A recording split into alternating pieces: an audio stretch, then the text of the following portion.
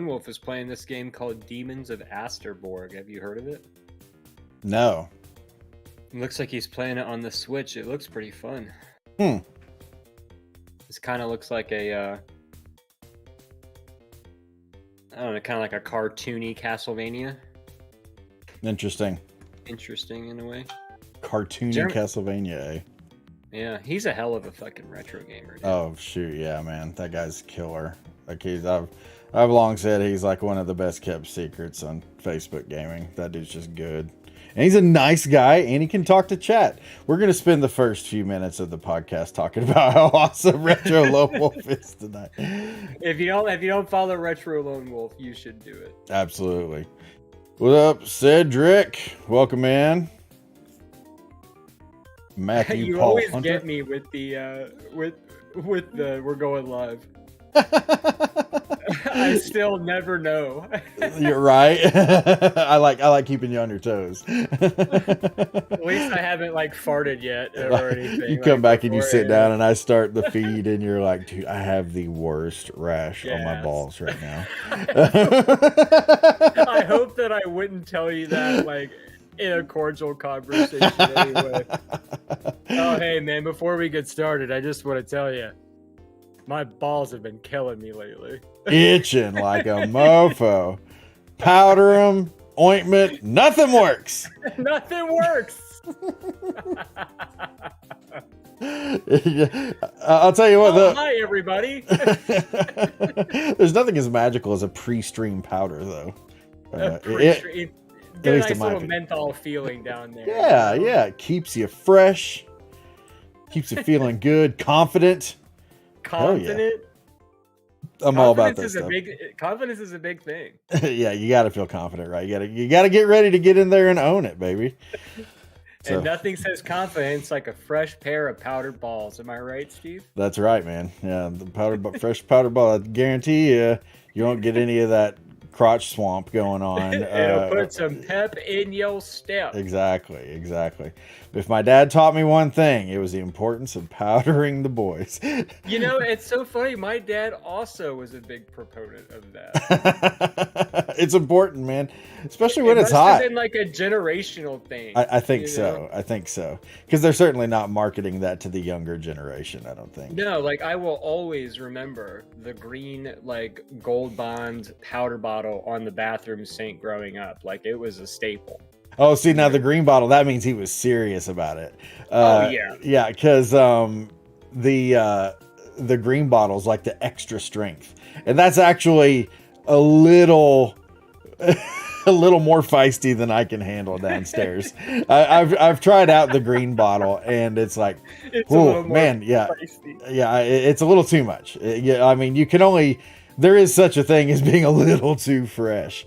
But yeah, I will love the orange bottle all day though. Yeah, we're not sponsored by Gold Bond, but please sponsor us. Hit us up, Gold Bond, please. For now, we'll just keep begging Mother's Brewery to show up. So should I be on FB or Twitch? Stay on Twitch, Green Slade. Adam, why is that? So this week is the last week for Beer O'Clock Podcast on Facebook. Steve and I have talked, and we have decided to pack up our shit, and we're just going to go to Twitch only after this week. So get your likes, get your little emoji comments in on the comments, because after this week, cut it! Cut it. We're powdering the balls of this podcast. We're powdering our balls and we're moving to Twitch. We're keeping it fresh, baby. What I like here, okay, I'm gonna scroll up and I'm gonna roast Noah Lewis in the chat because he shows up and he's like, "Hey, Adam, what am I? Chopped liver, Noah Lewis? What the hell?" Yes. There's two people on this screen here. Sheesh. What in the what's world? funny is since Keith says, "Well, then I'm out." Keith, the biggest Facebook defender of all time. Is that so? As we were all moving to Twitch, he'd be like, "All right, well, I guess I'm gonna be the only guy on Facebook. See you bitches later. Peace." You know. He then messages me like a week later, and he's like, "Hey, man, don't give me a hard time about this, but how do I get on Twitch?" How do I get on Twitch? Roll that in with like text messages you might be receiving from your dad. Hey, how do I get on Twitch? It was funny is I had someone show up in my stream today from Facebook Gaming. Like, I haven't seen this person in... Well, okay, I moved to Twitch about a year ago. It's been a year since I've seen this person. I thought you quit streaming. I'm like, I've literally posted like 10 times on my Facebook page about how I was moving to Twitch. I've even posted like clip compilation videos. Hey, come follow me on Twitch or whatever. And I was like, that's the reason why I'm not on Facebook anymore, is because you never see those posts because Facebook's like, fuck that guy. You don't need to see that. I'm going to algorithm you. I'm going to depowder your balls with this algorithm. That's what it says. So yeah. Keith says, I'm about to stream on Twitch tonight. That was a personal question. Okay, Dad. I mean, I had to. You're going to be like, all right, well, then I'm out of here. I mean, I got to call you out a little bit. That's all. Don't hate the player, hate the game. That's right. That's right. Well, guys, whether you're on Facebook or Twitch, we love you regardless. We just love the Twitch people a little more. That's all. So I'm just kidding. Not really, but sort of. But not really. But sort of. But not really. Yeah. But sort of. So I had this girlfriend back in college that like I joke constantly. Yeah. I know. I'm like never serious, and like I bust Adam's chops all the time on Facebook Messenger and stuff about various topics. One particular topic, but either that and not knowing how to pronounce butte. Where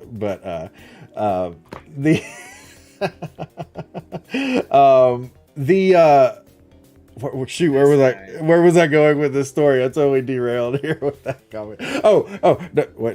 No. I think I did actually lose it. What was I talking about, Adam? Remind me. You're making fun of me on Facebook Messenger. Yeah, I was making fun. Oh, yeah. This girl, she would always say, there's a little bit of truth to every joke. And I'm just like, bull crap. No, I say all kinds of stuff I don't mean, and it's just for laughs. That's it. And I would, every time she would say that, I would be like, oh, obviously I did not marry her. I married the lovely Mrs. RDR, which is, she is a far more pleasant person and has aged much better. And yeah, you know what? I don't. She's know a brick house. if you view it like this, but you remember that part in Talladega Nights where he's like, just because you said no offense doesn't mean you get to say whatever you want. Yeah, exactly. So I view the laugh emoji as the same thing. Like, as you can type whatever you want, but as long as you put a laugh emoji at the end, you're good. Yeah, really. I was kidding. It's like, ignore that other bullshit that I just said. Just look at the laughing emoji. Yeah, see, I was laughing when I said it. See, come on. I don't know, man. It's like, I just want to be like, do you honestly think that I meant what I said when I said blah, blah, blah, blah and stuff? And, well, and I'm like, no, girl. No, you crazy. You crazy. Nah, girl. You crazy. No, girl. I said nah. I'm going to crack open my first beer because I'm really thirsty, actually. I have a new one and I have an old one tonight. This one is called Mountain Beach. What is it by Breckenridge Brewery? Fine ales and lagers. Mountain Beach, bright and tart with pineapple, lime, and guava. Session sour. So, man, I feel like we switched beers this week. So yeah, I love pineapple, I love lime, love guava, and I love sour beers. So I'm gonna dig into this. Like I said, it's my first time trying this one. We'll see if it's any good.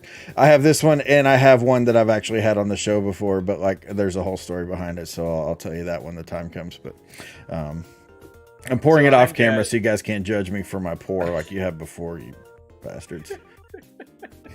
I mean, some of them have been pretty bad. Yeah, it's so hard to do it. My desk is full of so much stuff from streaming that it's like, how do you do it? And then you got the microphone. If my microphone was in a better place, this would be a totally different story. But anyways, so I'm working with a Dogfish Head Camp Amp. Camp Amp, huh? Camp Amp, which is, and I feel like we switched beers totally because what you just described is something that I would get. This is a milk stout brewed with graham crackers, cinnamon, marshmallows with cocoa powder, and vanilla added. Oh, nice. So it's kind of like a s'mores. I love a good milk stout. And okay, I'm gonna go ahead and talk about it right now. This is what I got as my other beer, is the Nitro milk stout. This is a delicious beer, and being a milk stout, it drinks down very smoothly, and it's a pleasant experience from beginning to end. Does it have any sort of description on here? Super smooth with soft roastiness and mocha notes. Ooh, mocha notes. The whole reason why I bought this beer, other than it being delicious, and I would say this is definitely, I'm not going to say like it's top 5 or anything necessarily, just because I never like to commit to those sort of labels until I really feel like I can really get behind what I'm saying. But this is a fantastic beer. But it's like one of those beers that's like $11 for a 4-pack. Yeah. They had 2 of these on the build your own 6-pack shelf.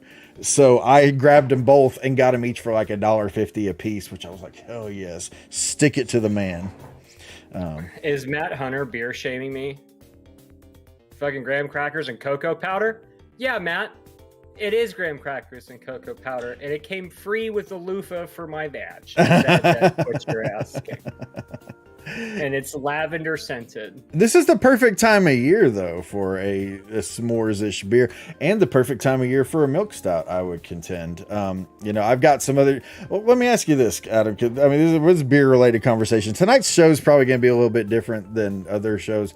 It's going to be the same in that you're going to have us blathering at each other about whatever stupid thing pops into our heads. Right. But it's going to be different in that there's a little bit less planned going into this here. And let's be honest, there's not a whole lot of planning that goes into the real one. No, not really. I mean, there is on Steve's part. Bless Steve. He's kept the ship alive for a long time. Yeah. Yeah, I just kind of show up and say things. I do all the work, and Adam just shows up every week a few pounds lighter, making me feel a little bit worse about myself. So, my plan has worked perfectly. Mander, what's up, Amanda? Today's Amanda's birthday. Everybody say happy birthday to Amanda. It's her birthday, and she got the Animal Crossing update today, which I know she's very excited about. I was surprised she didn't mention that this morning, but yeah, what I was going to ask you is, do you have certain beers that you enjoy in certain seasons? Like, is there a seasonal choice that you like? And I'm not saying like, October, I have to have Oktoberfest, or, when it's Christmas, I need Winter Lager or something like that. But, so I want to sound very cultured and answer yes and give you very detailed responses to what I enjoy at different parts of the year.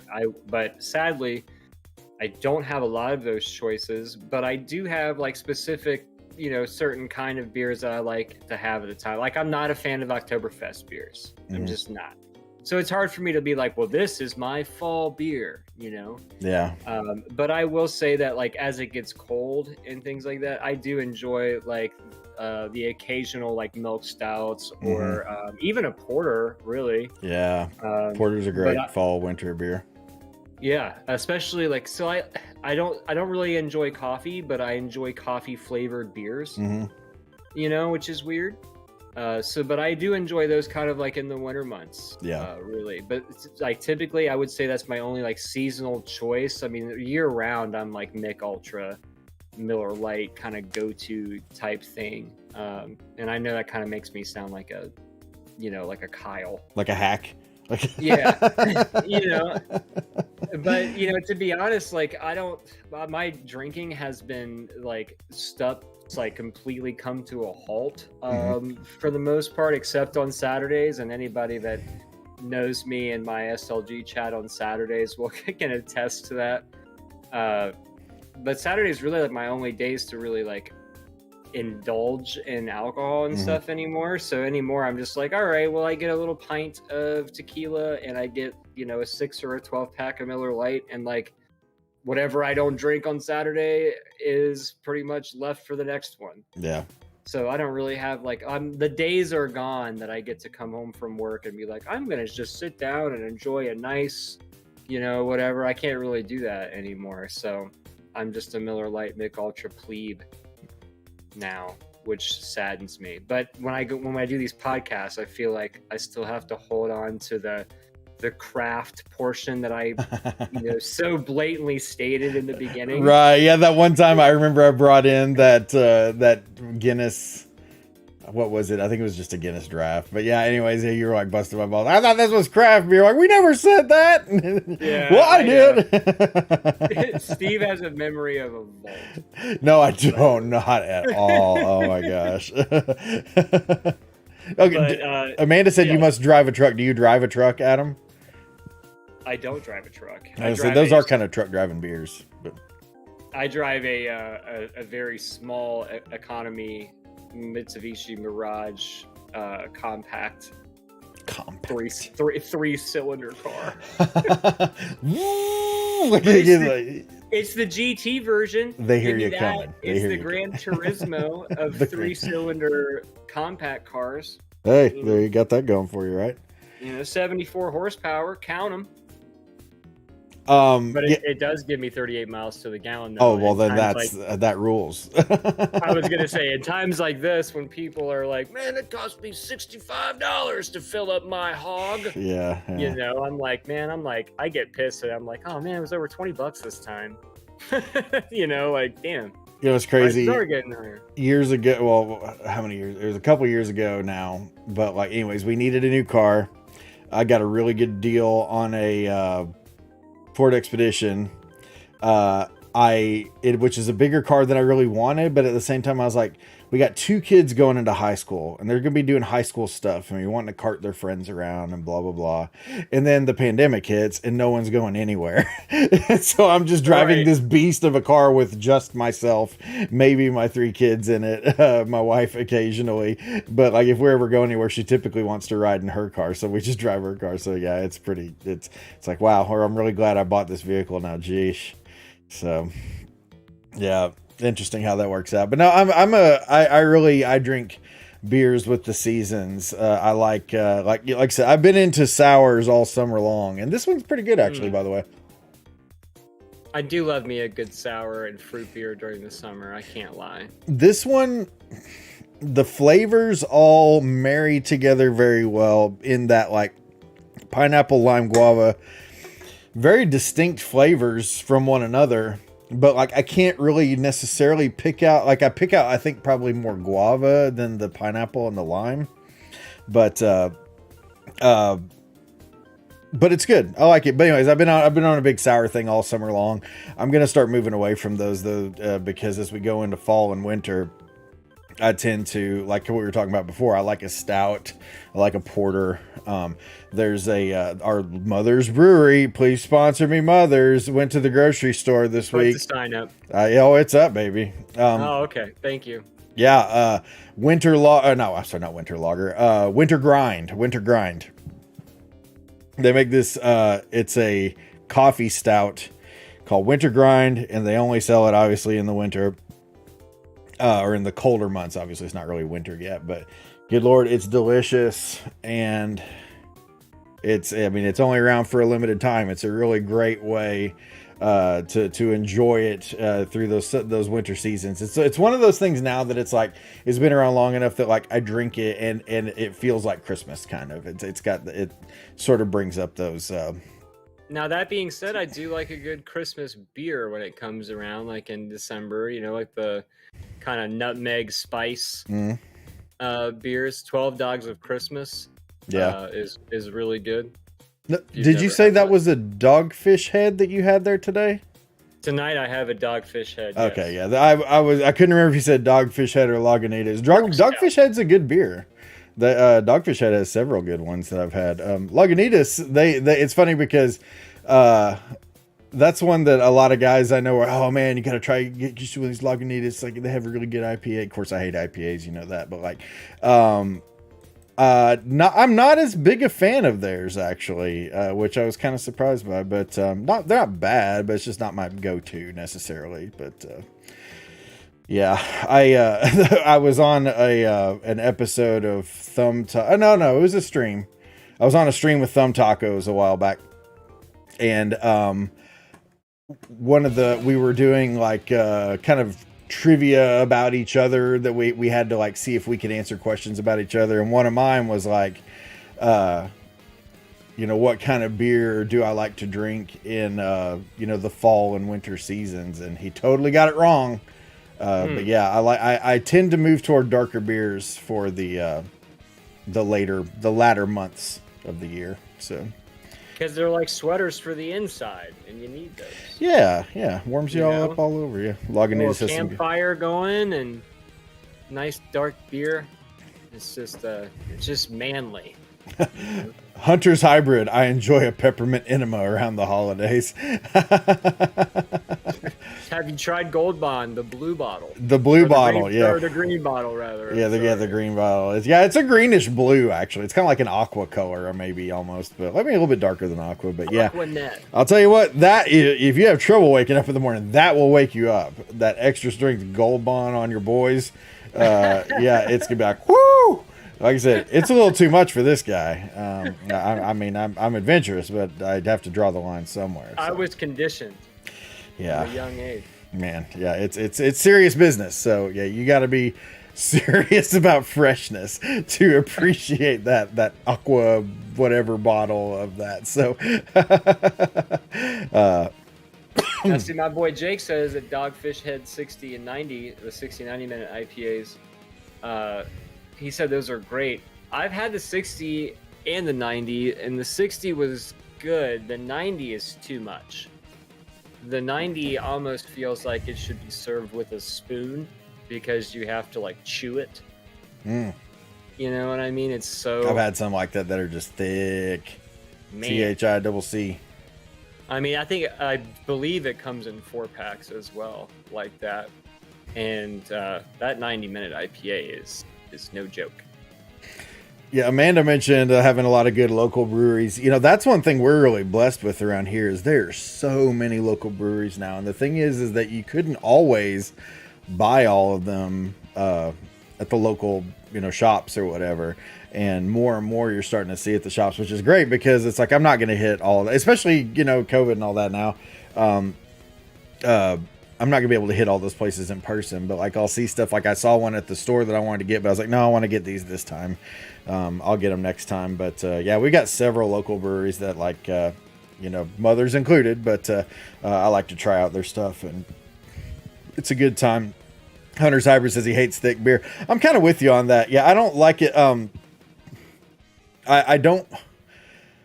If there's like a texture in my mouth generally with it, it's that I'm really not a fan of too much. I want it to drink down smooth and not have that sort of I don't know, thickness is kind of the only word I can think of, which is why I don't care for Blue Moon. Someone in here mentioned Blue Moon earlier. Man, I just cannot get into Blue Moon. I've tried. Everyone in the world loves it. Have you ever had Blue Moon Light Sky? Is that the one in the blue bottle? They're not kind a of blue they're, bottle, they're in white cans. No, I haven't had that yet. But it's like a lighter Blue Moon, and if Blue Moon's too heavy for you, it's a really good alternative, and it's still got the flavor and like the coriander and stuff that Blue Moon's kind of known for. You should give it a shot. It's pretty good. I'd be down for it. I'm always down to try something new. I mean, because generally, that's kind of how I've discovered some of the best stuff is like, this is totally different. Let's give this a try. Sometimes totally blows up in your face. Other times it's like, oh, that's really nice. I enjoyed that. I'm glad I tried something else. Jake says Blue Moon with the puke face. The guy can drink 90-minute IPAs and beat Castlevania Bloodlines in 5 minutes, but he can't drink a Blue Moon. This guy. So what happens? So what it must. That's why he's Jake Rock. Yeah, in the future, this is how it must be: lubricant for cyborg Terminators that are sent back to kill John Connor are lubricated only with 90-minute IPAs. That would work. So instead of the oil, it's 90-minute IPAs. That is the conclusion that I'm making, anyway. No, and I'm with Jake on that. He says not a wheat beer fan in general. I'm not either. Wheat beer. There's only ever been a couple that I've found that I've really enjoyed. In general, not a fan of wheat beer. I like wheat beer a lot, actually, but like I'm more on like the fruit sour spectrum of beers if I have my choice, you know. So like that's kind of up my alley. Yeah. Deal. Yeah, I'm not about, you know, I am just a humble peasant. So I like it like I like my streams. I like a variety in there. Like even the other day, I mean, we haven't had this in forever. I bought us a 6-pack of Mike's Hard Lemonade. It just felt like a lemonade, and it was good. It was refreshing. Now, I'm not going to buy it every freaking week or anything like that. Boo this man in the chat. Boo this man. Yeah, tell us your thoughts on Link to the Past, Adam. He admitted to buying Mike's Hard Lemonade. Hey, it's good. I mean, I can't say that it's not good. Like I said, again, it's not something I'm going to buy every week, but I just had a craving and got it, and enjoyed it. Probably won't get it again for a while necessarily, but still good stuff. Did you immediately go home and put on like a Kid Rock CD? And... You know what? I don't know if I told you this. I've started rapping my raids. Whenever people come in and raid, I've got like 10 different raps that I've written. Witnessed one of them, and it was fantastic. You? Oh, really? Yeah. Some people love it. Some people absolutely hate it. But I love it. And I'm no Will Greenslade here. But no one is. It's fun. It's a fun time, and it's memorable, if nothing else. So yeah. Maybe it's the Mike's Hard Lemonade that feeds me. Here, Trigger says he likes the raid raps. Yeah, Triggers. That's why I like you, buddy. Jim is like everywhere and nowhere at the same time. Like he's either in a stream or he's playing every video game known to man. Because like. I will mention some game on stream that is so obscure because I have a tendency to stream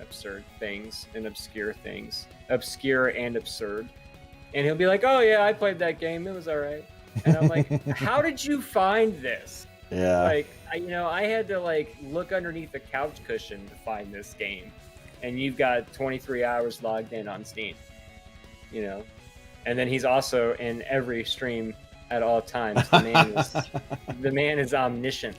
Well, now correct me if I'm wrong. I think Jim works from home, which you can have like several tabs open and kind of be bouncing around in streams. Which that's normally what I do when I'm editing video in the afternoon. So like, that's when I really get my stream watching in. It's really hard for me to watch streams at night because that's when I'm in family time and stuff like that. So it's a lot more difficult for me to catch my evening friends. But like if you're streaming in the afternoon, I'm probably going to bounce into your stream. I may be lurking or whatever, but I try to catch as many as I can in the afternoons. So what's up, Harmsy?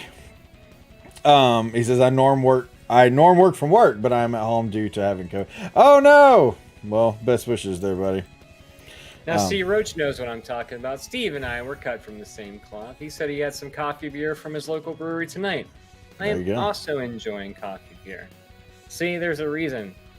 There's a reason we started a streaming page together. Yeah. Coffee beer drinkers unite. I like coffee beers. I don't like coffee and everything, but there's a lot of stuff they add coffee flavors to that I'm like, eh. But I like coffee beer. You know what? I'm going to show you guys this. This is something I did on stream recently. Ugh. I only keep it here just because I still have like a challenge up for it. But have you seen these, Adam? This is the turkey dinner, apple pie, and coffee candy corn. There's candy corn that tastes like turkey and gravy. Candy corn that tastes like stuffing. Candy corn tastes like green beans. There's a cranberry sauce one. Anyways, loads of flavors in there and stuff like that. The coffee one tastes fantastic. It's like I would buy a bag of coffee flavored candy corns after eating these. So, not to bring in any kind of hot topics or anything, but if I wasn't already an atheist, that right there would have made me one. There's no reason why those things need to exist.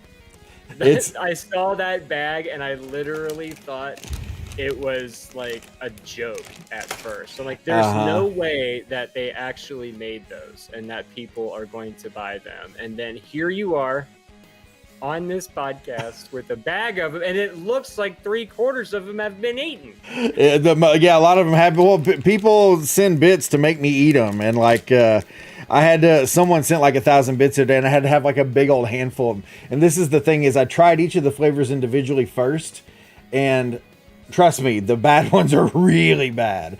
I believe that. I'm sure the whole bag is terrible. The turkey and gravy one, like the gravy hits you right in the face as soon as you eat it. Ugh. And then you get the turkey flavor kind of on the back end. The stuffing one is just raunchy all around. Now, the coffee one, like I said, is actually good. The cranberry sauce one I actually think is good. But the deal is that if you get a handful of them all together, it's just wretched. It's wretched. Like, even the ones that are good cannot redeem any part of it. It's the worst. And the thing is like, I didn't realize my error until after the fact, but I ate that big handful of them, and I'm just like, oh, God. And like, there was a million clips of it and stuff. I'm like about to throw up eating this. And then I'm thinking, oh, I'm going to wash this down with some, because I had some coffee, a cup of coffee. I stream in the morning. So I drank a cup of coffee. Well, the hot coffee kind of melts all the sugary bits that are stuck all in my teeth, and it makes this disgusting liquid that I had to swallow. And I'm like, oh, this is actually worse even than just the candy corn by themselves. Even. And this guy's bitching about the texture of Blue Moon. Right. I would definitely take a Blue Moon over a handful of these candy corns. Yuck. Yeah, that's a big no for me, dog. I could not do it. Not only do I despise candy corn anyway, but that just flavor profile of everything is just...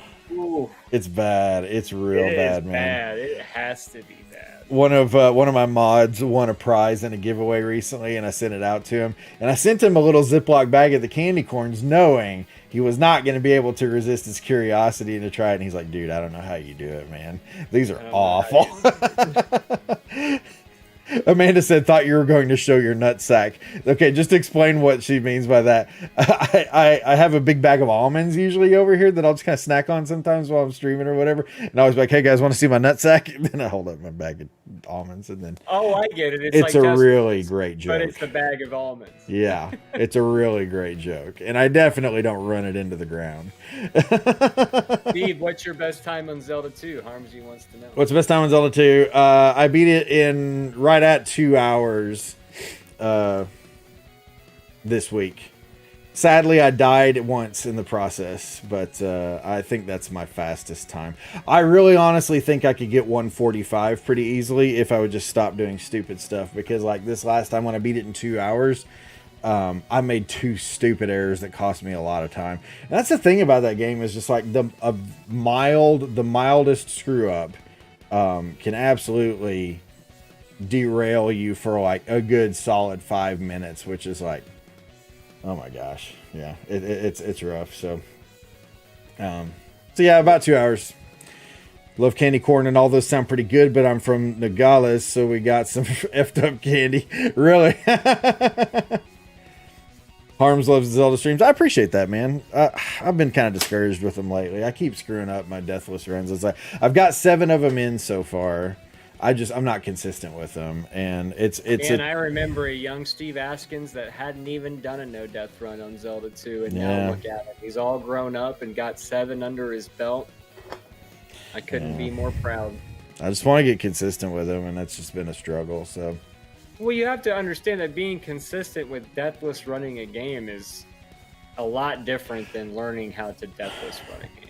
Yeah. Well, and that's the thing, too, is that Zelda is not a short game. Like, even if you do, like, skip a bunch of... Now, I do 100% runs. But even if you, like, skip stuff, it's still not a short game. And, like, I've become good friends with several, like, top tier Zelda 2, like in the top of speedrun.com for Zelda 2. And whenever that happens, they're just like, dude, Zelda 2 is just a hard game, man. You know, it's that's all there is to it. Yeah, I've never really played it because of the horrible stigmas that come with it. Like, I remember I sent you that picture one time of the remade, box art to it, where it was like, God damn. Yeah, right. That's everybody. Yeah, that's a general consensus on that game. I'm just one of the few weird ones that happens to enjoy it. I don't know what it is, man. It's like that game. In the beginning, I don't know that I loved it right off the bat just because it was such a departure from Zelda 1, and I was a huge fan of Zelda 1. But it did take me long to really enjoy it. But I mean, it took me forever to beat it, man. It was a tough one to finally actually beat. So, but in your opinion, what's the shortest Zelda game without glitches full playthrough? Man, Zelda games are not known for being short. I was gonna say probably 2. Yeah, probably, honestly, because you don't have all the story elements that you get in all the other ones. I mean, you got all the palaces and stuff, but like, I mean, you can 100% the game in, an hour and a half. If you're on top of it, or I think like an hour 15 actually is around the closest time I want to say, but I know what I'm thinking, saying Deathless too as well, so because that's my category, but like, no, yeah, Zelda 2's got to be the fastest one, but yeah, Zelda games are not known really for being short. The only reason why that one is able to be so much shorter is because of the platforming. It's reliant a lot more on the platforming elements than it is on story and stuff. So, John says, "Is it weird that I'd rather watch streamers play that game versus play it?" And to that, I say absolutely not. There's a lot of games that I would rather watch a streamer play than actually play myself. I would say. That's not weird. I mean, I know I'm gonna probably get some hate for this, but I like watching people play Fortnite. But I have no interest in playing Fortnite. Yeah, but absolutely. But I've enjoyed many Fortnite streams. I actually kind of hate that my kids aren't as into it anymore because I loved watching them play Fortnite. But I have no interest in playing it myself. Screw that, dude. Yuck. Yeah, I'm gonna save myself weeks and months of embarrassment, and just watch somebody that's good at the game play it. Yeah. Daniel, Well, and there's always Clay, cough. Right. Well, there's always something about like being able to watch someone who's really skilled at a particular game just go at it. We rated Will Greenslade the other day when he was playing through Castlevania 1, 2, and 3, and like, that's he's like a pig in mud playing Castlevania, dude. That guy is just so freaking natural at it. But hey, what's up, Mike? Yeah, any question you want to ask? But Amanda says you have to admit chat hinders a bit. Yeah, that's another thing too. I mean, if I really wanted to be super serious about it, I'd probably do some offline runs of it where I didn't have chat there and didn't have to worry about being, entertaining and stuff like that. But I don't know. I have more fun with it that way. I'm not a speedrunner. I mean, I'm not shooting for any particular goal on speedrun.com. Honestly, I only even did that just because other speedrunning pals of mine were like, dude, you need to do it. And I'm like, okay, I'll do it. But I'm not that bothered by it or really interested in it, honestly. It's more just for fun. And for me, it's being consistent. I want to get to the point where I'm consistent and comfortable in doing those deathless runs. That's kind of where my goal's at with it. So that's the only goal I have. So since you've been on Twitch for a while, I may have brought this guy up to you before, but are you familiar with the Daniel Rivas? Yeah. Man, that guy's amazing. Yes. And he does it so effortlessly, and he's able to like read chat. I mean, it's almost like watching Arcus with just the amount of skill that goes into it, and the fact that he never really misses a comment ever. Yeah. And I'm like, how do you do that? Like, there's ever any time where I'm like buckling down and I'm like trying to focus on stuff. Like, there's no way that I could keep up with chat in the manner that I normally would be. And these guys just do it like, like it's second nature. I'm like, okay, well, you're right.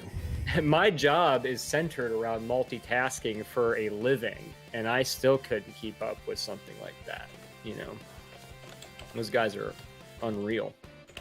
Yeah, I've watched Daniel play several different games. Now, I don't know how much he branches out of like a specific pool of games necessarily, just because I know that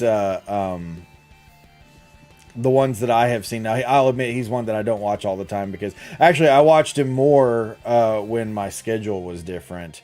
But then like he was grinding pretty heavy on Batman for NES. And, yes, he still is. as well. But like Retro Runner's kind of the same way. Retro Runner just got the world record in Ninja Gaiden, by the way. Oh man, that guy is he's just on another level. Oh, absolutely. But like he knows the game so freaking well that he can still keep up with comments and stuff while absolutely just shredding the game. That guy is a pro. And he like level. is so funny along the way as he's doing it too. Like it's definitely like an entertaining experience, and he's slaying the game. Yeah. You for know, real. it's like, how the fuck do you do that? I know. Yeah, he's on a whole nother level, that guy. And it's so, I was talking with him the other day. I've known Retro Runner for a long time now, and it's just like he just had his birthday, and I was like, dude, I was like, it's just so great to see you getting the attention that you've deserved for a long time, because he had the same deal with like, he just could not get anywhere on Facebook. He moved to Twitch, and within a year, I think he was partner.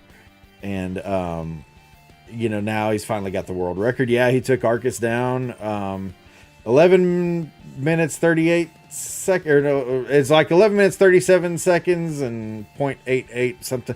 Anyways, yeah. But like, if you go to his YouTube page, because I was watching the world record video just the other day, it's like, you know how when you're on YouTube, at least on desktop, you got the video over here, and then on the right's like all the videos they want you to watch afterwards. Right. The other video over here is a video of his from a year ago, with 11 minutes and 40 seconds, and it's like, dude, an entire year to shave 3 seconds off the run. I was like, can you imagine? You know, that level of skill and commitment is just freaking admirable, man. You know, I've got all the respect in the world for Retro Runner.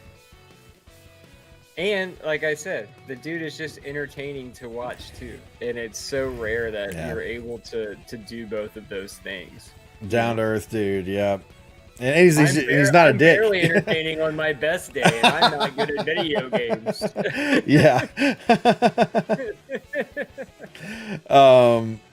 Mike Wernski asked about how we feel about like games that get you know, the people involved, like stuff like Smash Bros or whatever. I think those are great. I mean, I think it depends on what how you want to run your page and stuff like that, because everyone's page is different. But yeah, I mean, anytime you can get people involved, that's a great thing. One thing that we've been doing is Marbles on stream. Now, we haven't played it in a few weeks, which reminds me we should probably play that again soon. But Marbles on stream is super fun and chill, and we Oregon Trail. Oregon Trail's great. Yeah, we that's become really fun. We actually kind of added in friggin' what's it called? Oregon Trail, the zombie one. Not Death Road to Canada. This is a different one. Oregon Trail is actually a lot more akin to the original Oregon Trail. Yeah, it's we added that one into the mix here recently, which is another fun game. But like, those are great. Yeah, I think finding your own way to involve your chat is kind of, you're gonna figure out what's best for you. But yeah, I think that stuff's good.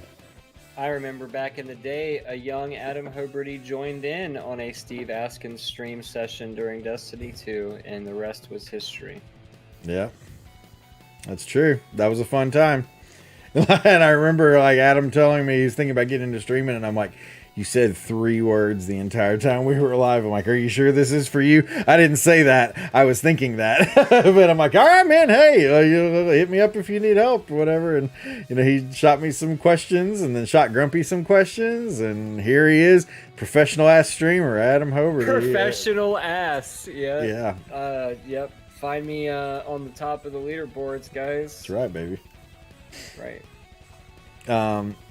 Amanda says she doesn't like Oregon Trail. Yeah, Oregon Trail is definitely different. Now, I can fit, like, depending on how the runs go, I can fit 2 or 3 Oregon Trail streams in. But, like, Oregon Trail, ORGAN Trail, it sucks that those sound so familiar, so similar, because I always feel like I have to clarify. But Oregon Trail, the zombie one, takes a lot longer.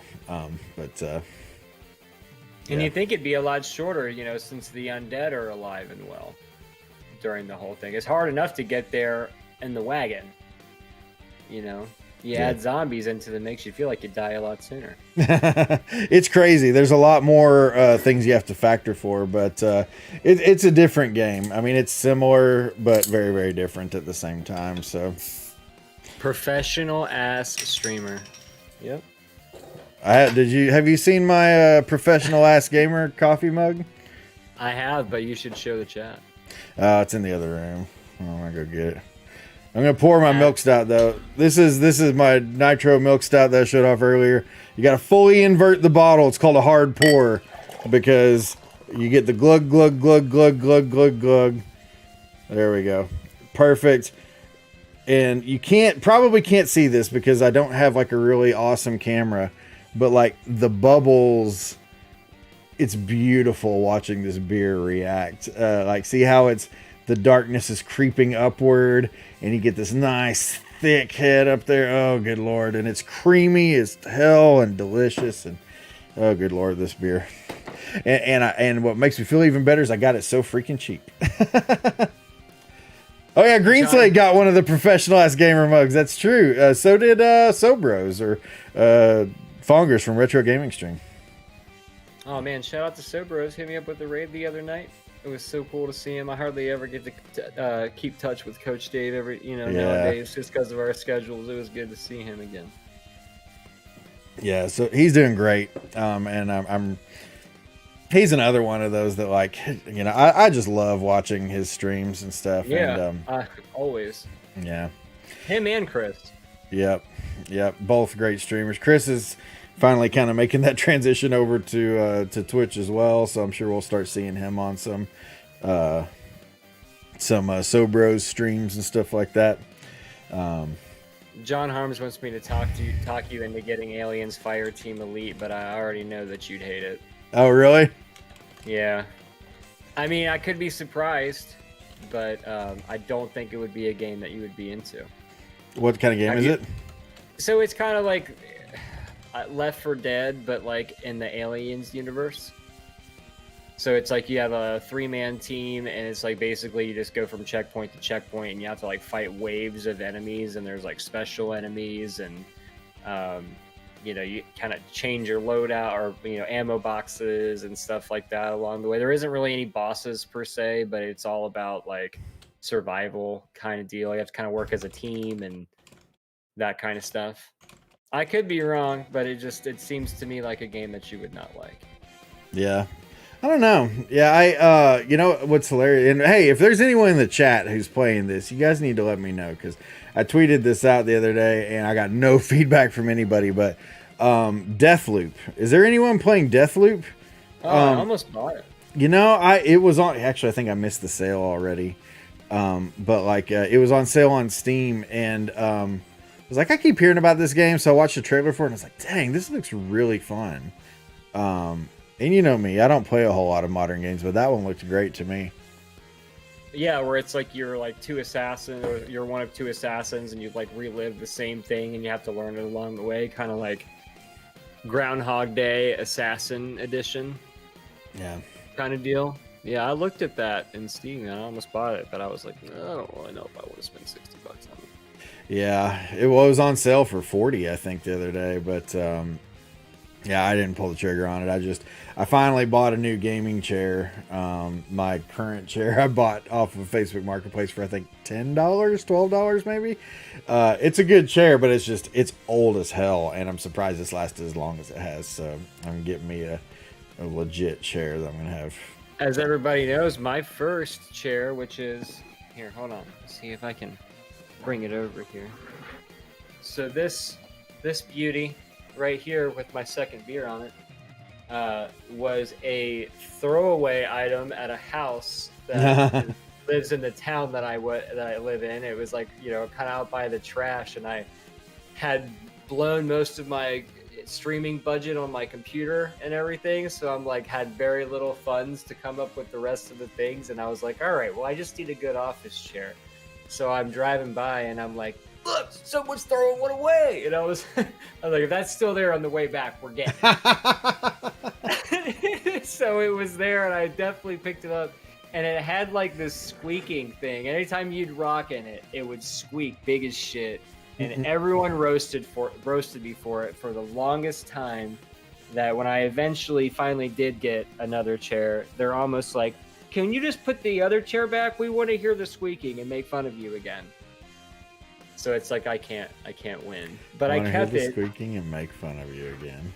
You know, I kept it just because, and then it was funny because John Harms is in the chat, and after I made that story announcement on Twitch, or on stream rather, about how I had found the chair, John sends me a message on Facebook Messenger of some shitty ass half like burnt couch that somebody was throwing away, and it had flowers and stuff on it. And he was like, "Hey, while you're at it, found a couch for you. Thought you might like it. It's got a nice floral pattern."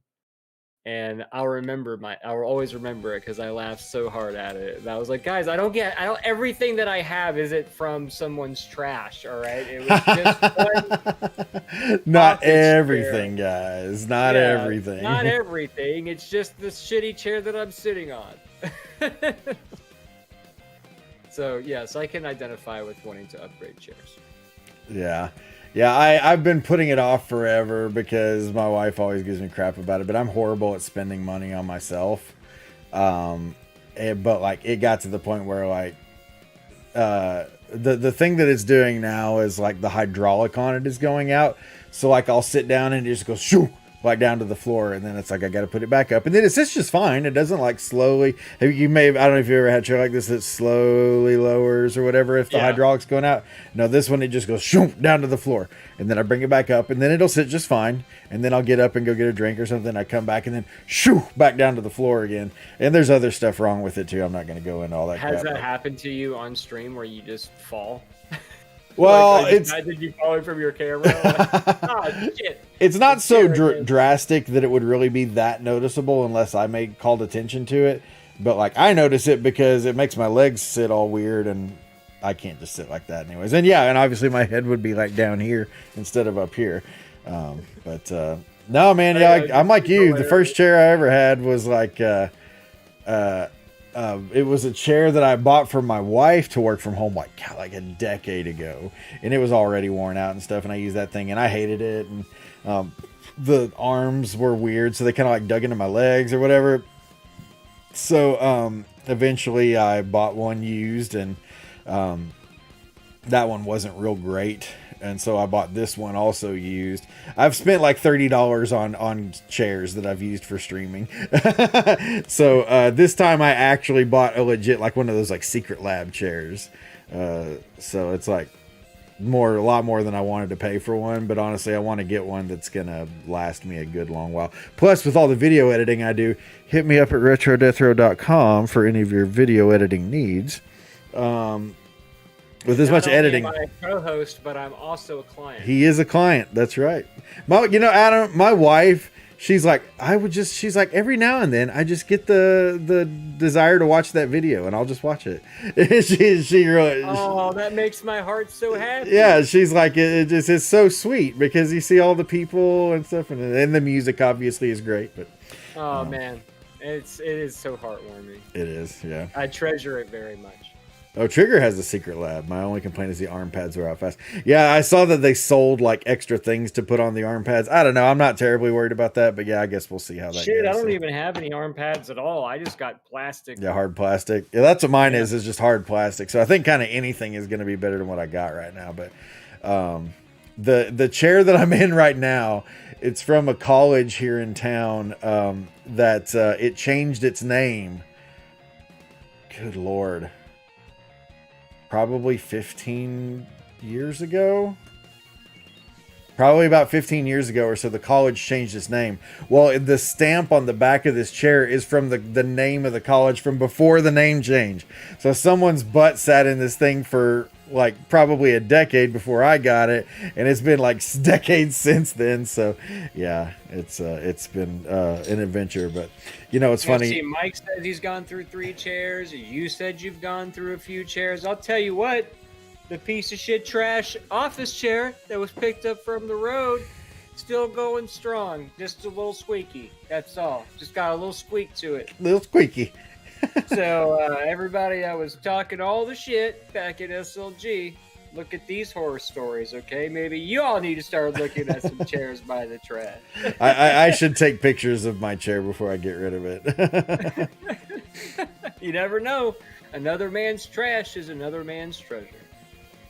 Yeah. That's what they say. A streamer I know on Twitch, he tweeted the other day, he's like, there's going to come a point where work tells me that I need to bring my office chair back into the office.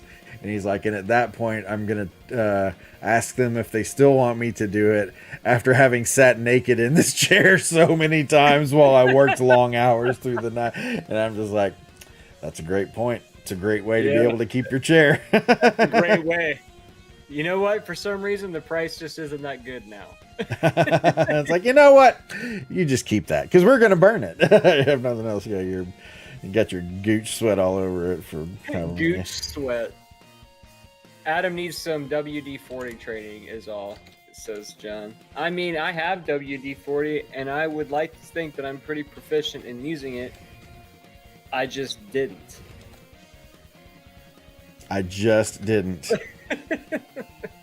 Is streaming with no pants a real thing? Yes, it is. And podcasting with no pants is a real thing too. I was going to say, podcasting with no pants is a real thing. I will say that I know a few streamers that have said, like, yeah, there's a reason my webcam is posted the way it is because I'm always in my underwear when I'm streaming. You guys don't even know. And I'm like, see, like, now that you tell me that, now I'm aroused. Man, I wish my office... There's no laugh from Steve at all. Yeah, this is a constant gripe of mine. Yeah, Adam's always mad at me for not laughing, like going into like a laughing fit after all of his jokes. See, I've always...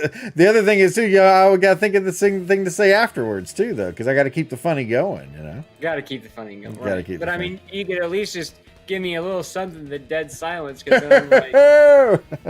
Yeah. You know, Here, I'll eat one of these disgusting candy corns for you. How about that?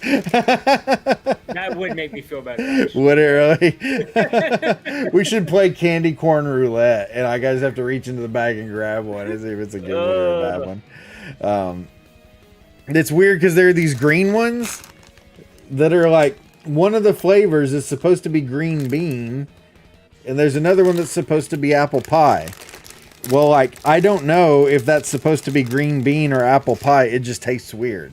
It doesn't taste like apple pie. It doesn't taste like green beans either. So, why the fuck would anyone want a green bean flavored candy corn? Like, who hurt you that sounds good to you? It's not candy. It's not vegetables. It's the worst of both put together. Oh, look at that. Here, let's switch the scene up here actually real quick. I want to show you something because it's applicable to what we're talking about. Jones Soda Turkey and Gravy Soda.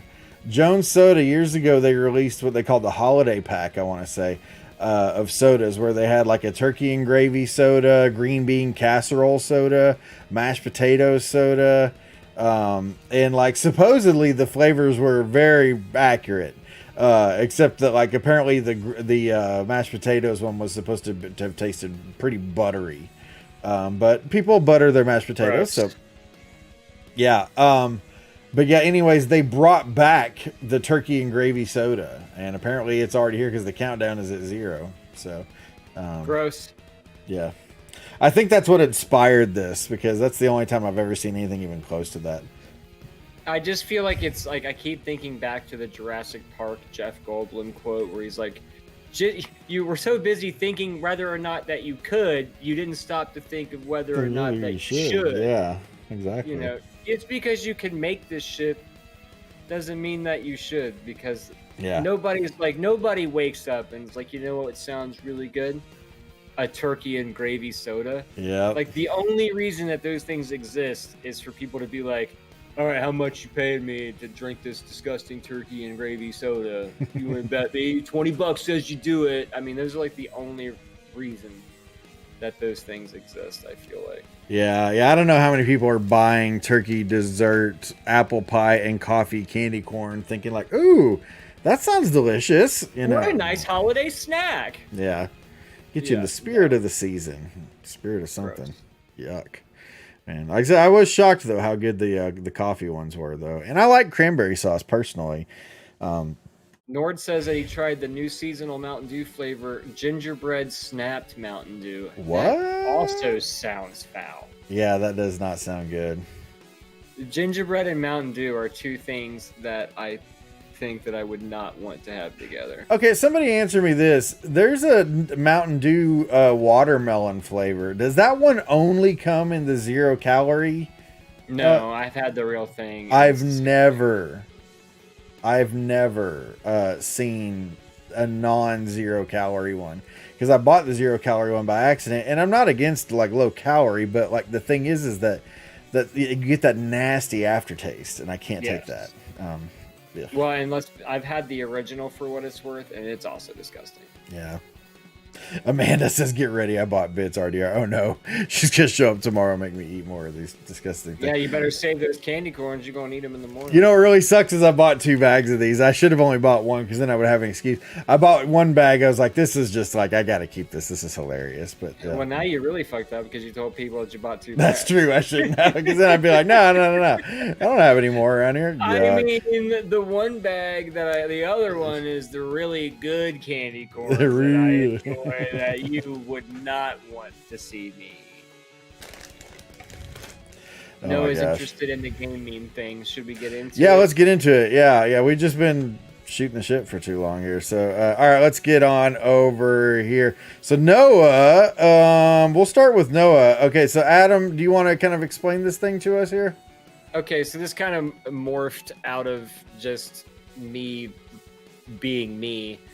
I was in some gaming group and somebody posted their version of this, and it was, a topic piece in the group, and everybody commented on their choices, on his choices and whatnot.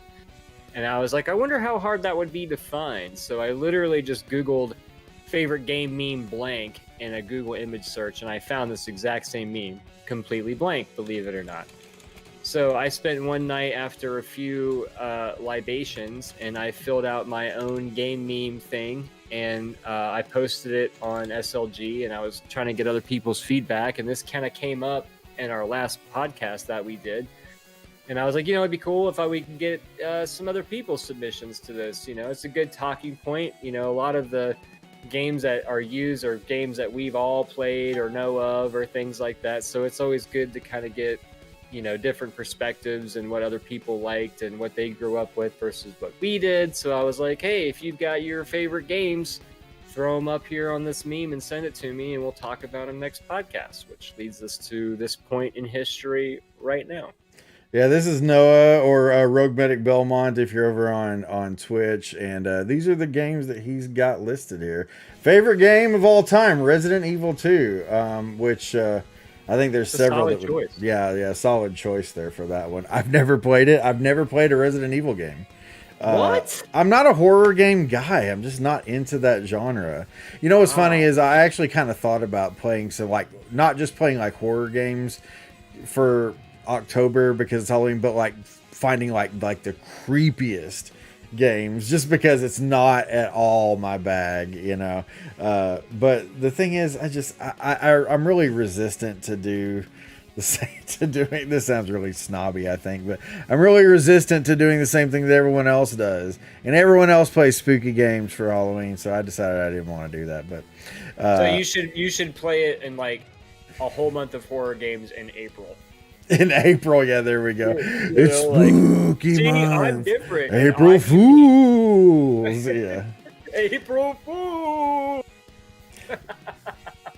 Best story, Final Fantasy VII. I'm interested to see if anyone disagrees with that, because I know there's really strong opinions about that game, and many, I feel like, would put that in the overrated category. I would not be one of those people. Really? Yeah. See, there's several people in my chat that are of that opinion, that is definitely not the best Final Fantasy, and that it's far overrated. Not that it's a bad game, it's just overrated. I don't know that I feel like we could do a whole podcast on that topic, Probably, except I've never played that one either, so I don't have anything to offer on it. God, Steve, just get out. Just get out. I'm gonna take over the podcast for the rest of the episode. Yeah. Oh, see here, Nashik showed up. So he says 7's a fantastic game and in no way overrated, but it stole giant chunks of its story from Final Fantasy VI. So I'd put 6 as a better story, he says. Final Fantasy VI is my favorite game of all time. So Nashik and I bonded over that last podcast, I feel like. You know, yeah, and most people that would disagree on that opinion or on the whole 7 being the greatest or whatever typically tend to lean towards 6 instead. And maybe it's for that reason. I don't know. I think really the major reason why I like 6 more than 7 is strictly because it was like my first real RPG that I fell in love with as a kid. And if I would have been born later and Final Fantasy VII was that void for me, I would probably hold just as much love and nostalgia for 7 than I would for 6. I think it was just kind of a timing thing. I think story-wise, gameplay-wise, as a whole, art style, the whole kit and caboodle music soundtrack, I think they're both very, very comparable and very super close in quality. It's like literally trying to like the hardest sweating man meme ever to try to pick between the two. So for me to pick 6, I think it's just because of childhood, growing up with it. Yeah. It's my take. Now I notice, Noah, you've got Epic Games up here under Most Hated Company. I'm wondering why that is. Do you care to fill us in? Because Epic Games, I think most people think Fortnite, but there's also a ton of people that love the Epic Games Store that are not really necessarily into Fortnite, though. So I'm kind of wondering what his thoughts were on that. My kid game was Dragon Warrior or Final Fantasy 1. Dragon Warrior, yeah, that was my first true RPG, was Dragon Warrior.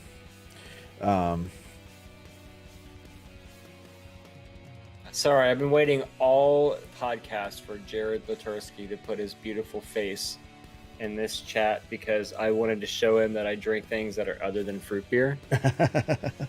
And now that he's finally here, I didn't know if he was going to show up, but he did, and I immediately had to show him that I also drink other things. So stop making fun of me, Jared. Jared, I'm also enjoying this Nitro Milk Stout right now. I've had this beer before, but just to briefly tell the story. The whole reason why I had to buy it is because it's one of those beers that's like $11 for a 4-pack, and they had 2 of them on the build your own 6-pack shelf, so I got them for like $1.50 each. So I was pretty stoked about that. Also, Thumb Tacos, check him out. He's a great streamer, and I love him. Yep, go give love to Thumb Tacos. So hardest game, Ghost and Goblins. I'm going to skip around here. I don't know if that's all right, because we've got several of these to look at. Oh, for sure. Skip away. But shoot, where was I at here? Where was it? You go ahead. First game played was also Final Fantasy VII, so I think there's got to be some of that playing into it as well. Worst voice acting. I also had Resident Evil 1 under worst voice acting because it is awful. Now, again, I've never played it, but I've seen video of it, and yeah, it's pretty bad. So I can certainly understand that. And I feel like it was Will's submission of his worst voice acting that he put, and I was like, oh yeah, that one is really bad too. Well, no, he's got Symphony of the Night. Somebody else. We'll get to it, I guess. We'll look at Will next. How about that? So I don't know what Noah's overrated was. Is that Apex Legends? No, that's PUBG. Oh, it's PUBG. See, I've never played PUBG either. Yeah. I will agree that I think the Turok series is underrated as a whole. Mm-hmm. I only played the Turok series with all the cheats and stuff growing up, like as a kid on like the 64 version. So I never really truly gave the game a real shot. But I actually watched. He's Meegpen now. What was he before? Soda Bro. Yeah. I watched him play some Turok, and I was like, man, this game is sweet when you play it like the way that you're supposed to. I was trying to read this funniest game. It's Disgaea something, but I can't read the rest of it. Even when I made the picture huge, I still couldn't read it. I think it's Disgaea 4. and he is it's the same choice that Will has as well for funniest game. So it's got to be funny. I've never played it. You know what's funny is I bought a This guy of 4 is apparently funny. I bought a lot of games off a guy locally here. I've still got actually several of them over on my shelf here, but like I sold or traded off a bunch of the other ones because like that's what I'll do is I'll buy a lot of games and then I'll sell the ones that I don't care about and usually like make all my money back that way. So that's how I acquire used games. But one of the games that I got out of a lot here, this was a couple years ago, was This Guy a 5, I want to say. And that's the one that Noah likes but everyone hates. Nashik knows her. Storm Latte is a regular in my stream and is a good close personal friend as well. But she won a prize in the stream one time, and when I sent her prize, I included that because she's like really she's into anime and all that stuff like that, and K-pop bands and stuff. So I sent her that This Guy a 5 for PlayStation 4 because I'm like, and I put a little sticky note. I said, "Here's some weeb shit you might like." Here's some weeb shit you might like. Because I kept looking at that. I'm like, "There's no way in hell I'm playing that game." She's like, "I don't even have a PlayStation." I'm like, "I know. I just sent it purely to make that joke." Purely for the joke, and it was totally worth it. And it was totally worth it. And it's content because here we are talking about it on the podcast. So worth it. Still worth it. here you go. Quietus says, "This guy rocks." I named my cat Laharl. Laharl? Is that Laharl? Yeah. Well, there you go. Was it Rondo of Blood for favorite soundtrack? I don't know if he was talking about Rondo of Blood specifically or just Castlevania as a whole. I didn't clarify. Noah can clarify for us, I think, because the picture is Rondo, but I mean, he may have just meant Castlevania as a whole, but because either one applies. I mean, the whole series has an amazing soundtrack, but also Rondo of Blood has a great soundtrack. So either way, I'm here for it. This guy, Nashik says, "This guy is totally a possible underrated entry." Actually, wow. AK Quiet is Alundra is a super rated PS1 game. He's tried to ask me to play that game like 20 times. I don't have a PS1 though, so. His most hated character is Ashley from RE4. That means nothing to you because you've never played Resident Evil. You've never played Silent Hills, so the depressing and the creepy game category are out the window for Steve. No, it did say Rondo specifically. Rondo is great. Great music. Well, I don't know. It's hard to find a Castlevania game not with good music, but yeah, name one with shitty music. Seriously, I mean, I can't. Yeah. All right, moving on. Noah, thank you for your submission, Noah. Great submission. We'll look at Willie Will next. This is Will Greenslade. Shocker. Known as the Castlevania board. Yeah, exactly. Yeah, shocker. Simon's Quest favorite game. Simon's Quest favorite soundtrack. Simon's Quest underrated. But the truth is like, I think that game gets way too much shade in the retro community simply because of AVGN.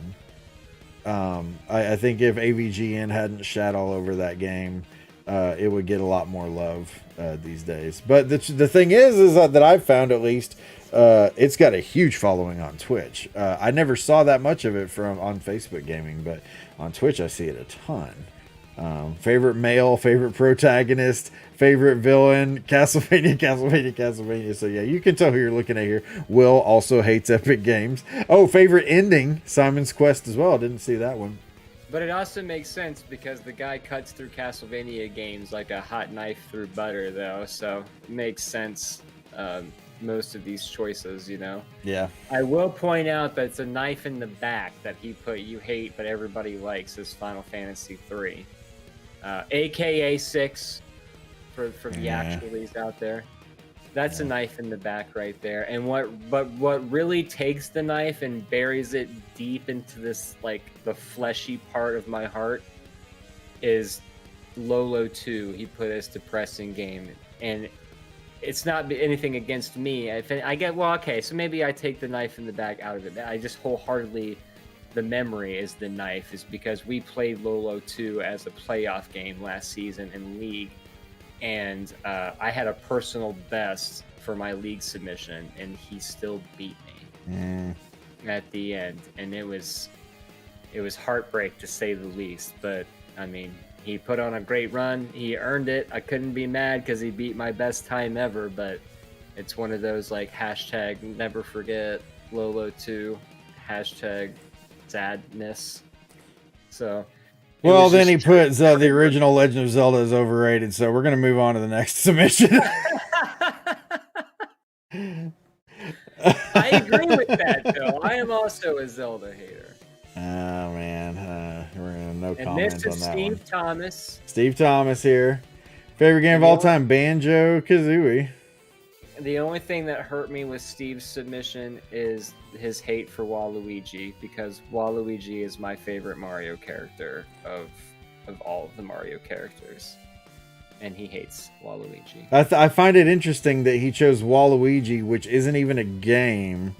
He just hates him that much. But he also left blank the one you like, but everyone hates. He said he couldn't figure out what to put there. You know why? Because he follows the crowd. That's what I'm getting from this. Am I right, Steve Thomas? Are you out there?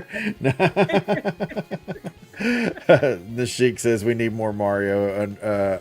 Overrated. Nashik, if you Google image search, what is it, video game meme or favorite game meme, there you can find a blank template. Fill out one of these and send it to me. We can include yours on the show tonight if you want. Nashik has many video gaming opinions, so he'll gladly share them.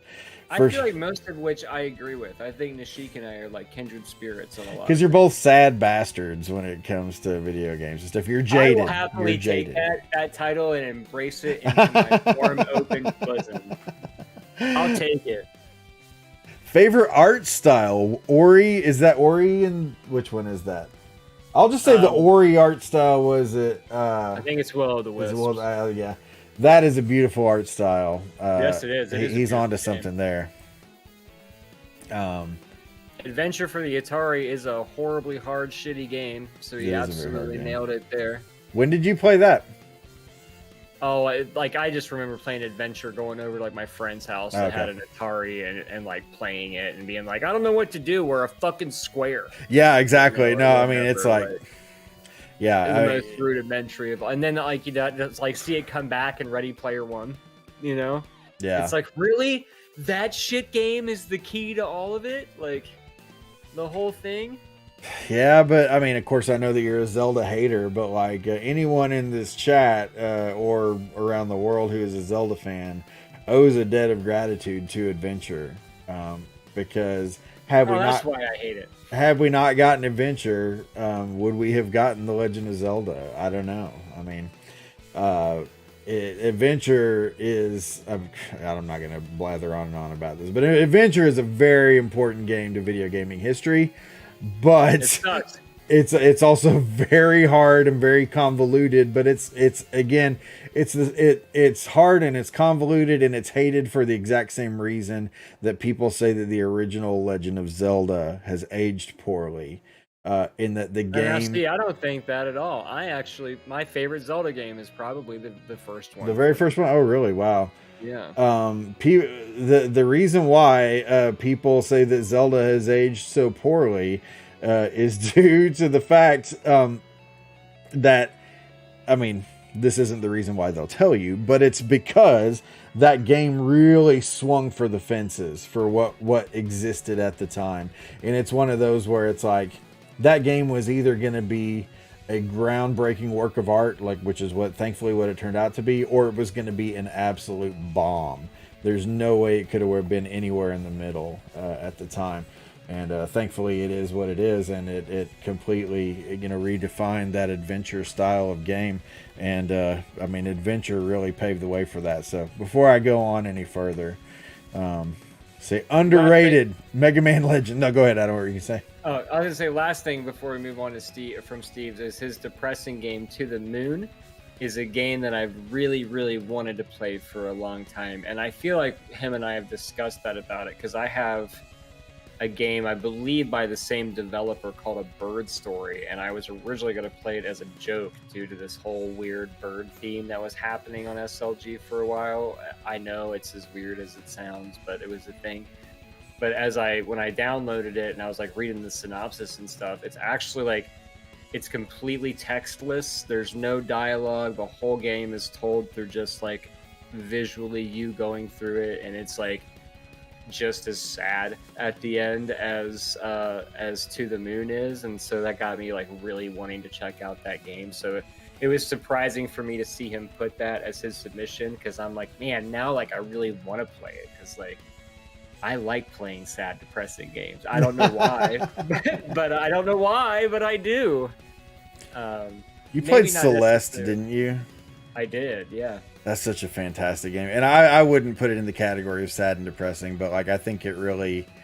It does have its moments, though. Oh, absolutely. I mean, but the way it addresses like mental health and such a heavy game for a platformer. Yeah. It's not even necessarily a heavy game, it's a meaty game. There's so much to that game. Celeste is darn near perfection, in my opinion. So if you haven't played Celeste, get on it. Oh, it was fantastic. Underrated Mega Man Legends. I cannot watch that game. I've never played it, and I've seen it streamed. I cannot freaking watch that game. Oh wow, that's some deep-rooted stuff right there. Have you ever had any experience with that one at all? I haven't played it, but my buddy Art, Navy Squirrel, he back when I first started streaming, I was asking him about games to stream, and he said you should play Mega Man Legends for PlayStation. You know what's funny is like there are people who just love this game, and there's nothing wrong with that, obviously, but it's like I find that there's like the people who love it really love it, and the people who don't love it are just indifferent to it. And I'm definitely in the indifferent crowd. I don't have any hate for it, but like I said, I just cannot watch it. I don't know what it is. I just don't get that game. See you later, Mike. Thanks for coming out. Sorry we couldn't talk more. And then most hated character, Luigi. We're going to skip that and move on to Mitch McDonald. What the hell? Who can hate Luigi? Good Lord. What did Luigi ever do to Steve Thomas? Why would anyone? I have a massive Luigi poster on my wall. My son is like my youngest son is the biggest Luigi fan. And green, obviously his favorite color. Everything's been green all his life. Loved Luigi and stuff. And so I've kind of taken to acquiring things from the Year of Luigi. You remember when Nintendo did the Year of Luigi? Yes. Acquiring Year of Luigi stuff for him. I got him this like exclusive pack thing that was only released in Japan with all this Year of Luigi stuff. I have this huge Nintendo Fun Club poster that you could only get if you were in the club of Luigi over here. It's the 8-bit Luigi from the original Super Mario Brothers. Man, fuck you if you hate Luigi. I freaking love Luigi. Well, I mean, and plus Luigi got shit on his whole life already. Exactly. He's playing second fiddle to his, chunky older brother. What the heck? So Mitch McDonald here. Batman, favorite soundtrack. Thanks, RDR says no, Lewis. Hey, you're welcome, buddy. Amanda's still awake after all that rum. Good Lord, still awake. Go to bed. Batman for NES, killer soundtrack. Very much so. Killer soundtrack. Very much in agreement. And I agree with him in depressing game. I wish that now that I have clarity of the situation, I would have put The Last of Us in my depressing game category. And I'm mad that I didn't. Because that's a masterpiece of a game if you've never played it. It's really good. Yeah, no, I haven't. Yeah, like I'm not really into the... I don't know if Hoverty Top 5. Do what? It's in the Hoverty Top 5. Really? Wow. It is. Hated company EB Games. I think that's the first person who chose a retailer. I just hate that store so much. We haven't had an EB Games around here for years, so like I don't even remember much about them, to be honest with you. We never had EB Games where I was growing up, and then they only had them up here for a little while, and then they all left. I think GameStop just basically put them all out of business. So I remember there was an EB Games in the mall that was near us. Yeah, it was I remember when it was just Electronics Boutique. I'm that old. Oh, I remember Electronics Boutique. Yep. There wasn't even a games. It was just Electronics. Wasn't even a games. It was just. There was no games. We walked uphill to school both ways. We had a Babbage's, dude. I remember Babbage's. I remember Babbage's was the first place I ever saw Tetris, and this is so stupid, but it's like I was really, really young at the time. So, actually, let's Google this. What year was Tetris released? What year was Tetris? I'm gonna say 86. 84. June 6th of 84. So I was 3 years old. You'll When clip out of it before you make fun of me. yeah, say Butte for us, Adam. I believe that's pronounced Buddy. I said booty, actually. Did you say was it Booty? Okay, I couldn't remember. I did say booty. But yeah, I remember seeing the PC copy of Tetris on the shelves of Babbage's, and it's red, and it's got that picture of like the Kremlin or whatever, and then it has Tetris written in those really Soviet looking letters, and it scared me because it's like that was back when Russia was just like the face of evil, and in America at least. I mean, I've never heard of Babbage's. Who? What? Huh? I legit have never heard of Babbage's. Oh, really? Before. Now Babbage's I think was only in the malls. I don't think they had like word in my entire life. Well, Babbage's was that was the shit back then. Like Babbage's, this is where you go to get your stuff. I mean, I'm here for Blockbuster. I'm here for EB Games. I'm not familiar with Babbage's. Yeah. I think these guys are way off base with game you like but everyone hates is Super Metroid. The amount of like just over the top love for Super Metroid, especially since Metroid Dread became a thing, is just sickening. Now I have no problem with Super Metroid, but it's like, where the hell were all of you when we needed support for Metroid years ago? But all Metroid lovers coming out of the woodwork. Metroid Dread's coming out. But I mean, now I like Super Metroid. I own a physical copy of it, but I will say, like, some of it is kind of frustrating. Oh, for sure. Yeah. And I feel like just Metroid in general, like, to sit down, like, unless you know what you're doing, like, you could literally play for an hour and not accomplish anything because you have no idea what to do. Hours. You could do hours and not accomplish anything, really. Yeah, I feel like it was cryptic for the sake of being cryptic, and it didn't really give you a sense of how to progress, and that's what made it hard. You know what I mean? Like, so I kind of have mixed feelings about Metroid. I think Super Metroid's a really good game. I think there's a reason it's a classic. Hell, it's the league game this week, which I'm not playing because it's Steve's turn. Thank you, Steve Thomas. Thank you, Steve Thomas. but I can understand why people wouldn't like it. Not everybody's down for the backtracking aspect of everything. I know I'm not, especially like in modern like Metroidvanias and stuff. Like, sometimes I don't have the time to sit down and dick around in a game and trying to figure out the one wall break that I didn't see that's going to give me the item that's going to make this part of the map all the way over here open up. Like, bro, like, I got an hour and a half maybe sometimes to myself. Like, I want to come down and enjoy it. I don't want to get mad at trying to figure out what's going on. So I can understand not wanting to play backtracking games like Metroid. So and I'll kind of back Mitch up in that aspect of it.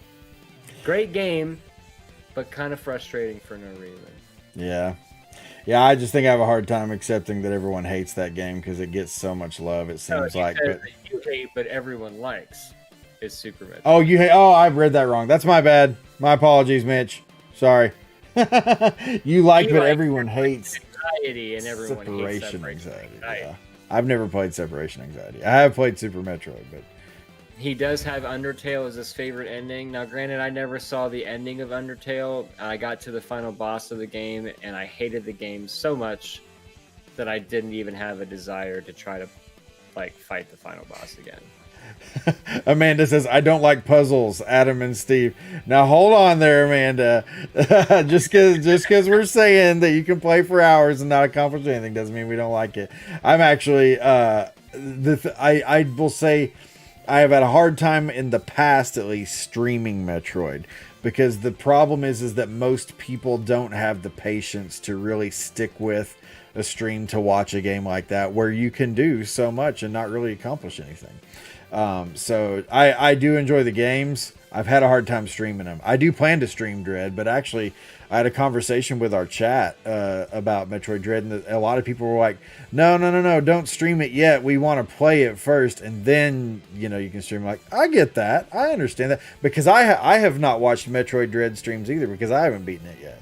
So, we'll play it eventually, but we'll have to see. You know, it's funny how chat reacts to game streams, because like, it's hilarious. Today I started out the stream playing Pac-Man 99, and then I finished out the stream playing The Messenger because I had to go to the bathroom in the middle of the stream, and I'm like, I'm going to put a poll up, and when I get back from the restroom, we'll see how the vote turns out.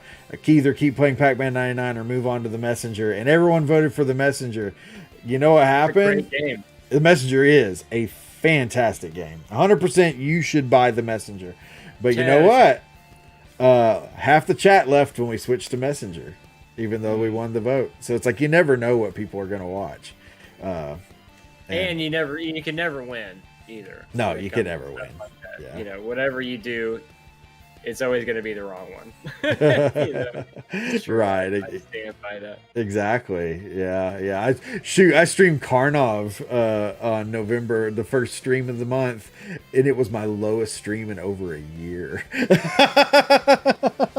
So you never know. Like, people sometimes are going to be into weird shit like that, and some days they just want to see Mario. You know, you never know. So, So the only other thing, what was it here on Mitch's that I wanted to bring up? Oh, well, the funniest game is the Pigeon Dating Simulator that I played on SLG, which was, wow, that was an experience. Best voice acting. Batman, Arkham, the Arkham series. Yeah. I just recently, for some reason, I woke up last Sunday and I was like, I really want to play Batman Arkham City. I really want to. I played it back on PlayStation 4 or 360. I couldn't remember. I played it for like a few hours, but then I stopped. And I'm like, well, I'm just going to try to get it on computer. So I bought like the Steam version of it. And I was playing through it. Fantastic fun. Great game. Definitely play them if you haven't. But one of the things that I noticed was the voice acting was just chef's kiss. I mean, you've got Conroy from the animated series as Batman. You've got Mark Hamill as the Joker. It was, it's really good. I've never played them, but a good buddy. They do a lot of good job with all the villains and stuff too. Go ahead. No, you're right. No, they did. Yeah, and I've never played that one, but a good buddy of mine who I don't know if you ever knew Twin Bro Retro, but they faded away after a while just because like their lives were just too busy, honestly, to maintain a streaming page. But still love the Ghetto Chris, good friend. They streamed the Arkham game. There are a few of them, I think, actually. And yeah, you're right. Good voice acting. Most hated character, the Yellow Devil. Heck yes, I'm gonna echo that. Good lord, that guy sucks. Terrible boss. Yeah. Especially if you want to like do it the old school hardcore way and just do it Buster only. The Buster takes literally one pellet off that boss's life. So you have to go through the whole pattern of jumping over all of the shit, or like every 30 times or however many pellets the boss has. Yeah. Oh, a ton. Too much. Yeah, it's one of those things where once you learn the pattern, it's not really that bad, but it's still a huge pain in the butt. Still sucks too. Yeah, sucks. Yeah, even if you still know mess up the pattern from time to time. Favorite protagonist, Mega Man. Yep. Favorite villain, Eggman or Dr. Robotnik. I don't know. I don't get that one, but to each their own. I'm not gonna judge. Favorite ending, Undertale. Sonic sucks. Sonic does suck. Yes. The one thing that I hate, I've never played Undertale, but I've watched my kids play all the way through it. And the thing I hate about Undertale is that they played that game when they were much younger. Like, the game was brand new, I want to say, when they played it. So they were much younger when they played it. And at the end of the game, when you beat it, it says, you know, you can like erase your character and start over again. But if you do that, it resets the world for all the people in the game, and basically they all end up back in turmoil and all that stuff. And because my kids are such kind-hearted people, they could never play the game again because they didn't have the heart to reset it and put all the people back in turmoil. It's like, how the fuck do you ruin an ending like that? It's like, what the heck? It's like, if you start the game over again, you're fucking over all the people in this world. But go ahead if you need to get your jollies. It's like, what the heck, Toby Fox, dude? I didn't like Undertale at all. I muscled my way through it and like I said earlier, to get to the final boss, and like I lost at it, and I don't know. There's something about it just wasn't for me. Yeah, it's a very unique game. Very unique game. I mean, unless you've played Earthbound, but but no, it's a very unique game. I have played Earthbound. Let's check out Matt Hunter.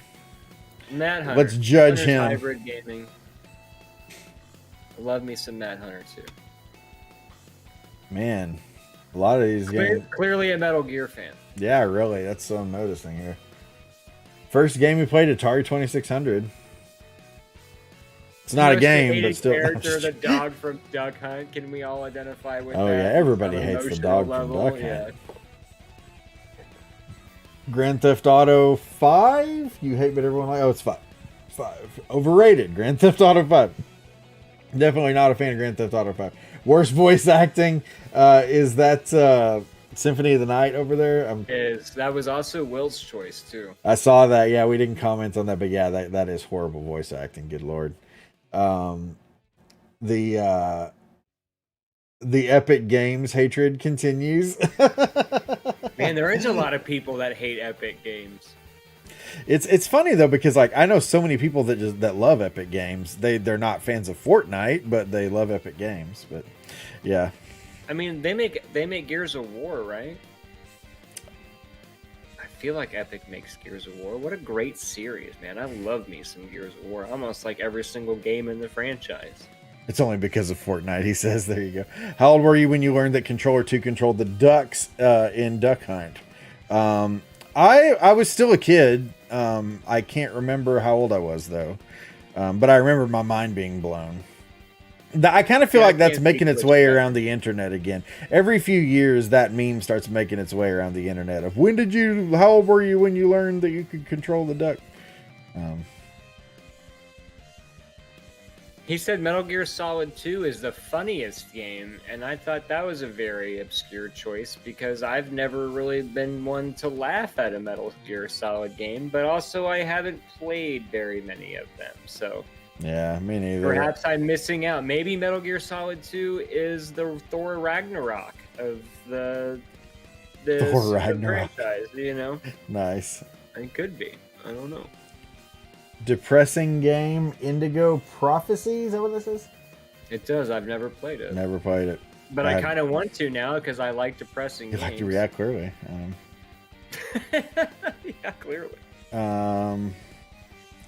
Hardest game, Ark. Nashik, I don't know if he's still in the chat. Big Ark player. Let me go on record saying it was a pain in the ass to fill out one of these meme things, says Greenslade. Greenslade, we thank you for your contributions. Thank you, Willie Will. We love you. I rated Will today. He was playing poker, and I was like, ooh, this looks fun. I'm not good at poker, but I like playing poker. So, I like playing poker a lot. Azura's Wrath is badass. Never played it. You know, it's funny, and this is why Adam asked me, he's like, hey, you should fill out one of these, and I didn't. And I was like, this is the reason why. And it's funny because, like, people who follow my page and people who follow the podcast, anyways, like, I've had people ask before, like, man, you should do more commentary on, like, gaming stuff and all that. And I'm just like, the truth is, I don't have a lot of thoughts to share on these, especially this screen of all. Who is this we're looking at? Matt Hunter. This screen of all the ones, like, I have played the least amount of games on this one. So like, it's just like, I wouldn't have jack to say. I always want to tell those people, it's like, boy, you must really like hearing old Steve talk if you're asking me to talk about like, gaming news and stuff like that. And it's like, I'll comment on some of it, but the majority of it, I'm just like, I don't have an opinion. I'm sorry. So like, I've always wanted to play the Metal Gear like series all the way through. Mm-hmm. I think, admittedly, I only played the one for PlayStation 1, the original, not the original one, because the original one was the NES, but the Metal Gear that everybody knows about. That was the one that I played, and then I stopped, and he's got it as favorite game of all time and best story. I'm trying to see which one that is, 3.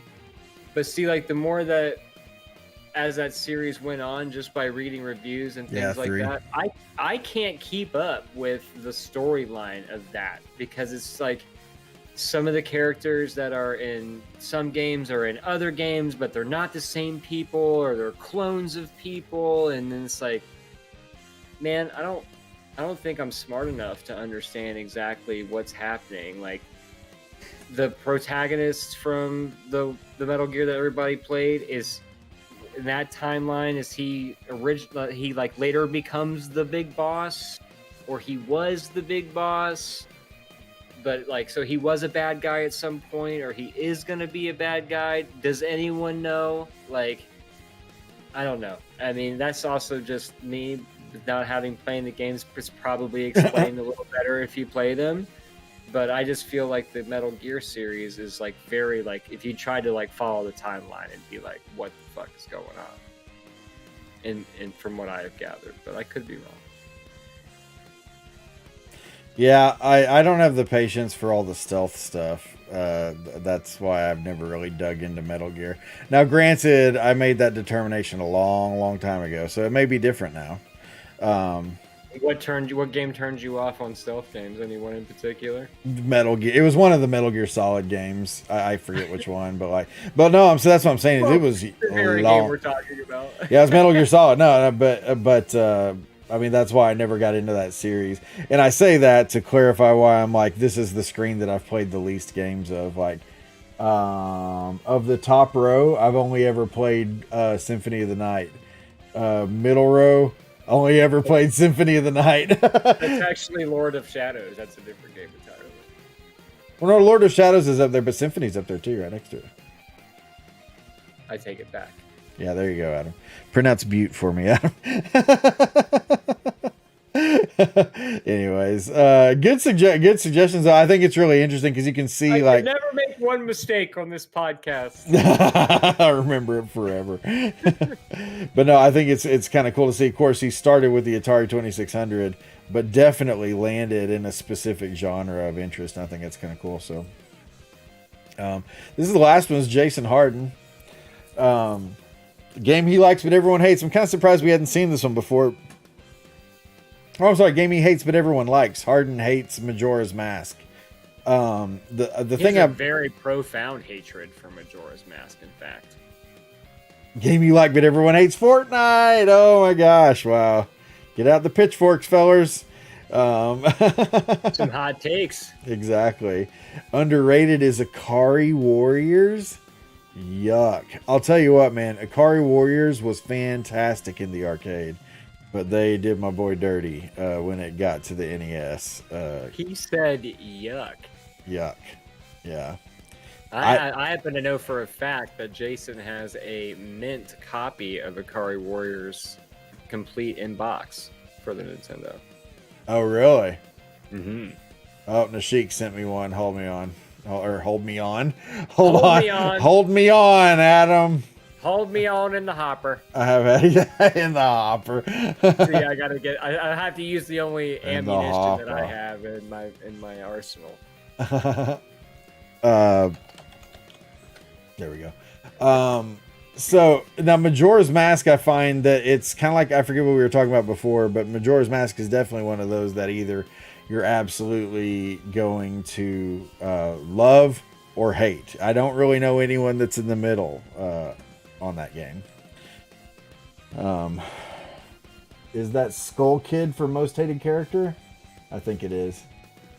It looks like an idiot. Looks like an idiot. Favorite It villain? looks like some kind of Zelda. It's like that's some kind of Zelda bullshit. You know how it goes. I'm with you, Jason. I don't like Zelda either. Okay, that's Skull Kid. Favorite villain? Is that just Satan? Is that who that is? It's Diablo, I think. Oh, Diablo. Okay. Yeah, you Is know. that just Satan? You know what? Yeah, like it's like oh, there's a Christian show here. No, you know what's funny is anytime there's a video game where when the character dies, like they get the little halo on their head and they start going up to heaven, like on Toe Jam and Earl? yes, or freaking Super Dodgeball. Damn it. Anytime that happens, I always like if I'm playing with my wife or something like, oh, this is a Christian game. And every time she gives me that look of frustration, but I still tell the joke every time. Like, oh, I still nice. tell the joke It's a Christian every game. time. Favorite art That's style? just the dad in you, though. Exactly, yeah. Or just the asshole in me, but hardest game, Overcooked. Overcooked, that game will ruin many relationships, but it's a good time. It's stressful. It's a stressful game. Yep. It's also like what I do for a living in some way. And so I also have like, I mean, I'll cook it, but you know, like the having to constantly time everything out, like it kind of gives me work PTSD a little bit. Yeah. Like, hey, wait a minute, I just left this. Why am I playing a virtual reenactment of my last 10 hours? It is fun though. It is fun, yeah. When you get it down, yeah. One thing I find interesting is his happy game is Super Mario Sunshine. And I think that's kind of the same way as Majora's Mask. Either that game is your happy time, or that game is just the bane of your existence. Because like I don't know a whole lot of people that are in the middle on Super Mario Sunshine. They either love it or they hate it. Have you found that? I've never played it. I've never played it either. I own it, but I've never played it. I got it. I don't know if I've ever heard anybody say that they hated Sunshine. Yeah, it's got a lot of really frustrating elements, and I've seen gameplay of it where I definitely know it to be true. But again, I think it sort of depends on your overall feeling of the game anyways. But yeah, 3D Marios I've never been huge in. I loved Galaxy, Galaxy, and I loved Odyssey. But yeah, like Mario 64, I freaking hate that game. Is garbage. Mario Odyssey is actually the only Mario game that's probably come out in about 15 years that I've like actually really wanted to play. You should try it out. It's very good. I loved it. I think the last Mario game I really wanted to play and enjoyed was Mario 64. Wait, repeat what you just said? I think the last Mario game that I like ever really wanted to play, and then when I played it, I like loved it, was Mario 64. Oh man, that's why I had to have you repeat it because I'm like, there's no way he said that he loved Mario 64. I friggin' hate that game. Oh, I hate it. 64, man. It's fantastic. For me, if I was filling this out, that would 100% be my overrated choice. Mario 64 is like, I mean, it's kind of important because of what it did with 3D platforming. But the truth is, there was a shitload of other 3D platformers, you know what? So I don't know that it's all that groundbreaking, but good Lord, Mario 64. Oh, I hate that game. You just didn't play it growing up. That's the difference. Right. I don't have nostalgia goggles. I can look at it as an impartial judge. Well, then by that token, then the entire N64 library is garbage to you then, because that game plays like every other 64 game. It's actually one of the better 64 games out there. Like, let's be honest, the N64 library as a whole is crap. For 90% of it is crap. Nashik said N64 is trash. Amanda says Mario 64 is great. I mean, James Reeves, Mario 64 was the best. Hunter's Hybrid N64 library is trash. I love Mario 64 though, but like I think that outside of like the 5 games that I like for 64, I think the rest of the games are complete shit. Does Retro Deather look like Peter Griffin off Family Guy to y'all? Damn! Wow. If it's any consolation, he calls me Possum Face. All right. Well, it's been a good show. We'll see you guys later. Peace.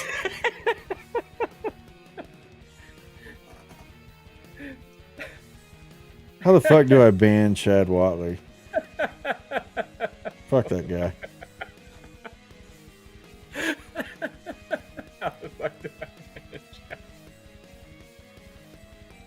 Does he look like Peter Griffin off Family Guy? Don't bother setting up a Twitch account, Chad.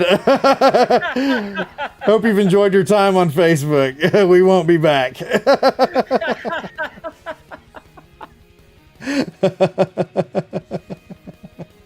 Oh my gosh. That was good. That was good. Favorite art style, Ori. Once again, Ori, fantastic art style. Man, I just do not get that Atari Warriors. There has to be some major nostalgia at play there.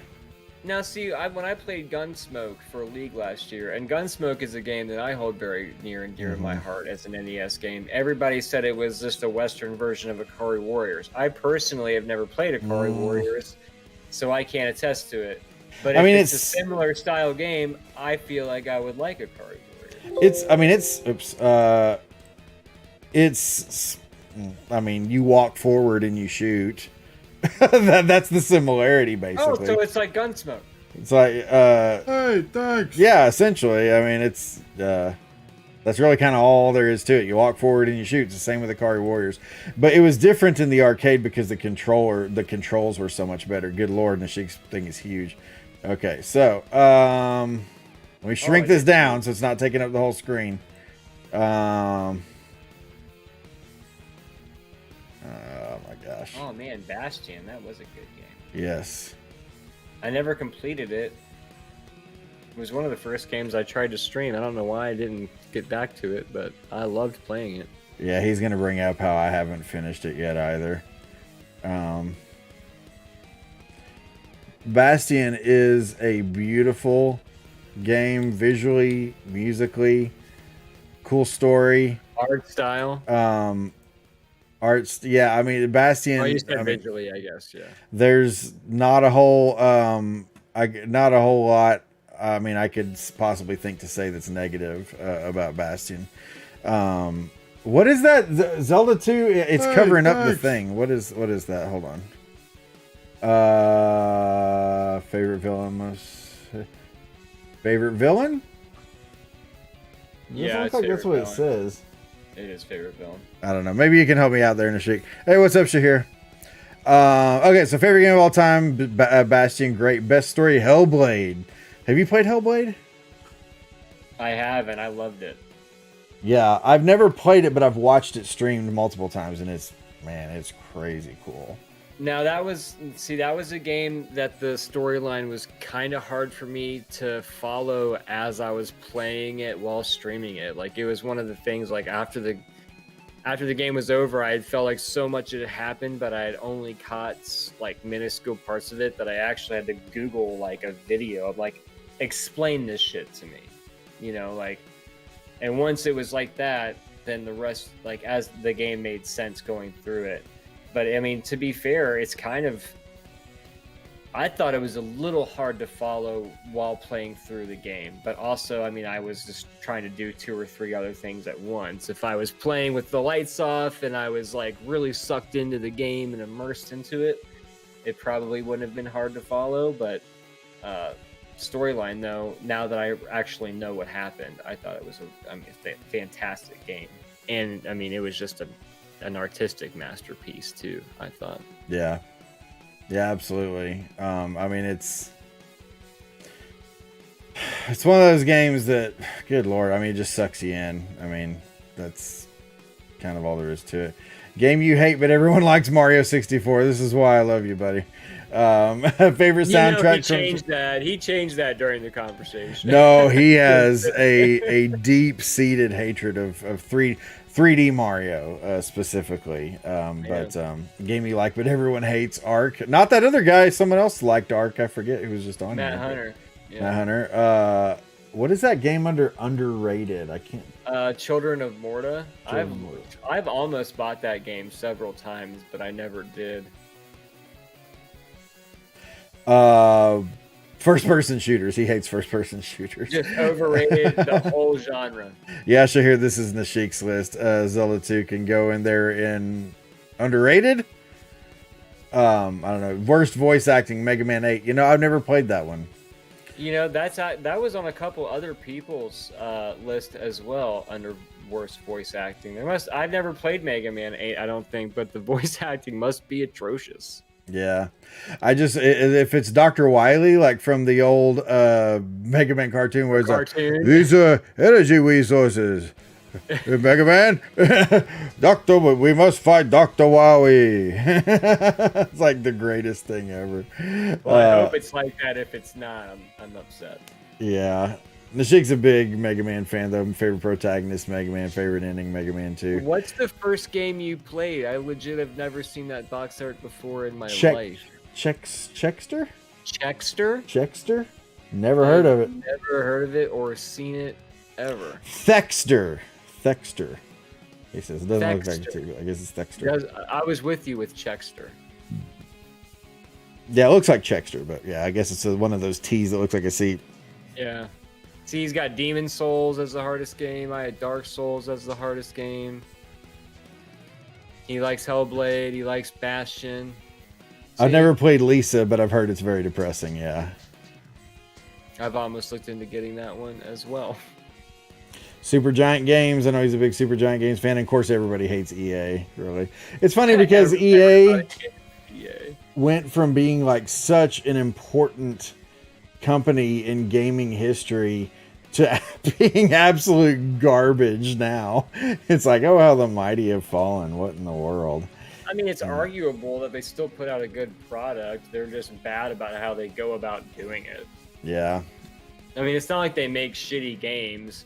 They're just notorious for microtransactions and shit, you know? I think. Yeah.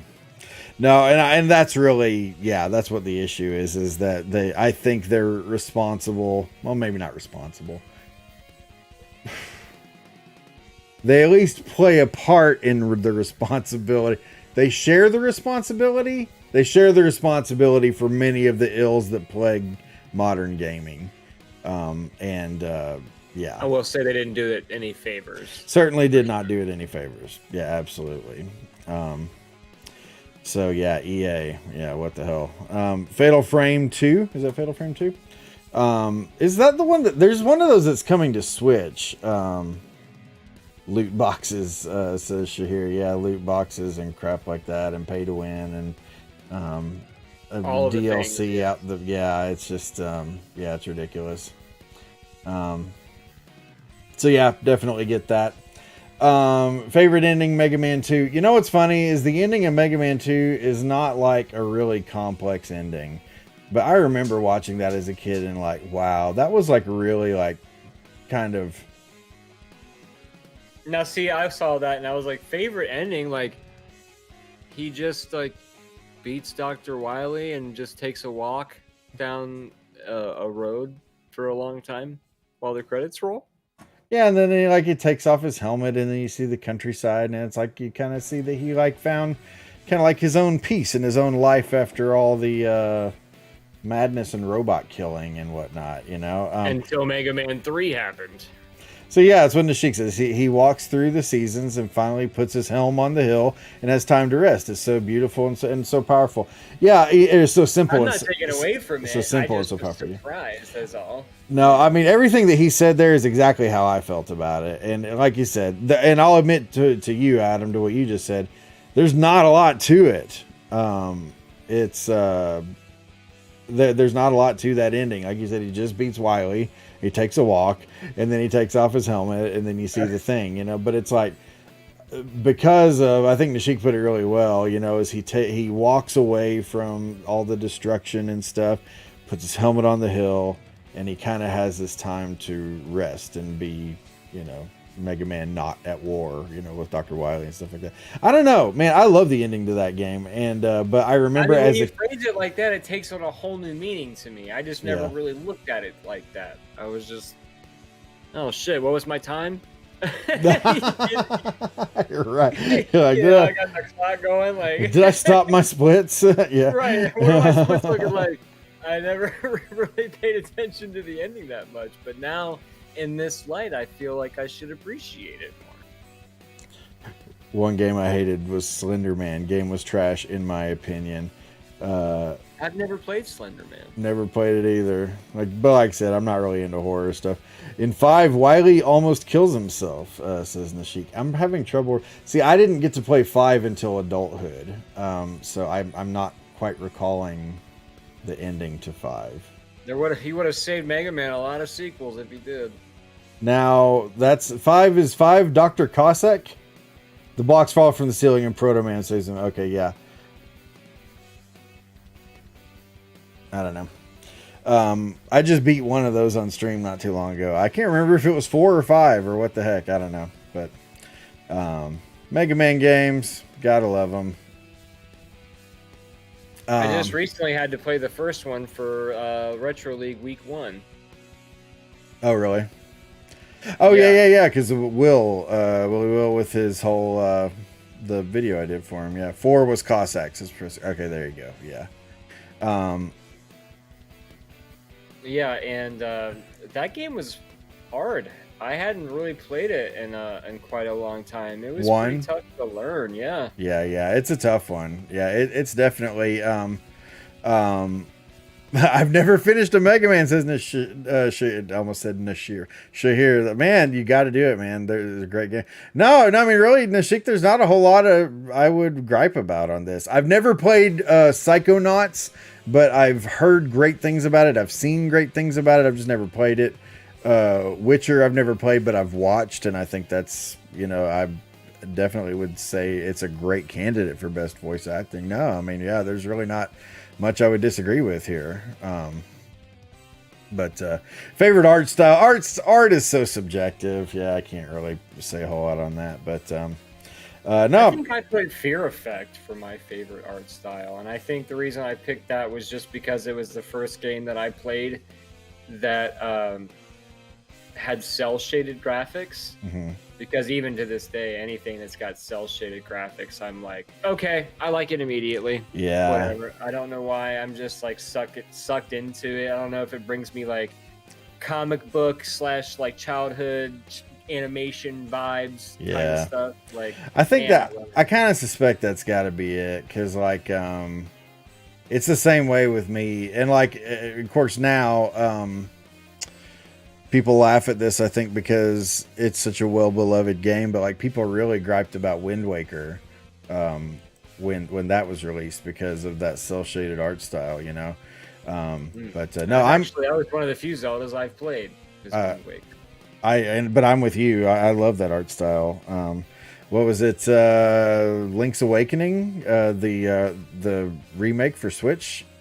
Fantastic. It's beautiful. It's just everything you look at is just the Borderlands series. Yeah, Borderlands. Yeah. Man, like that makes me think of another one too. Transformers Devastation is also really good like that. I like the way you said that. I never played that. Never played that shit game. No, I've never played that.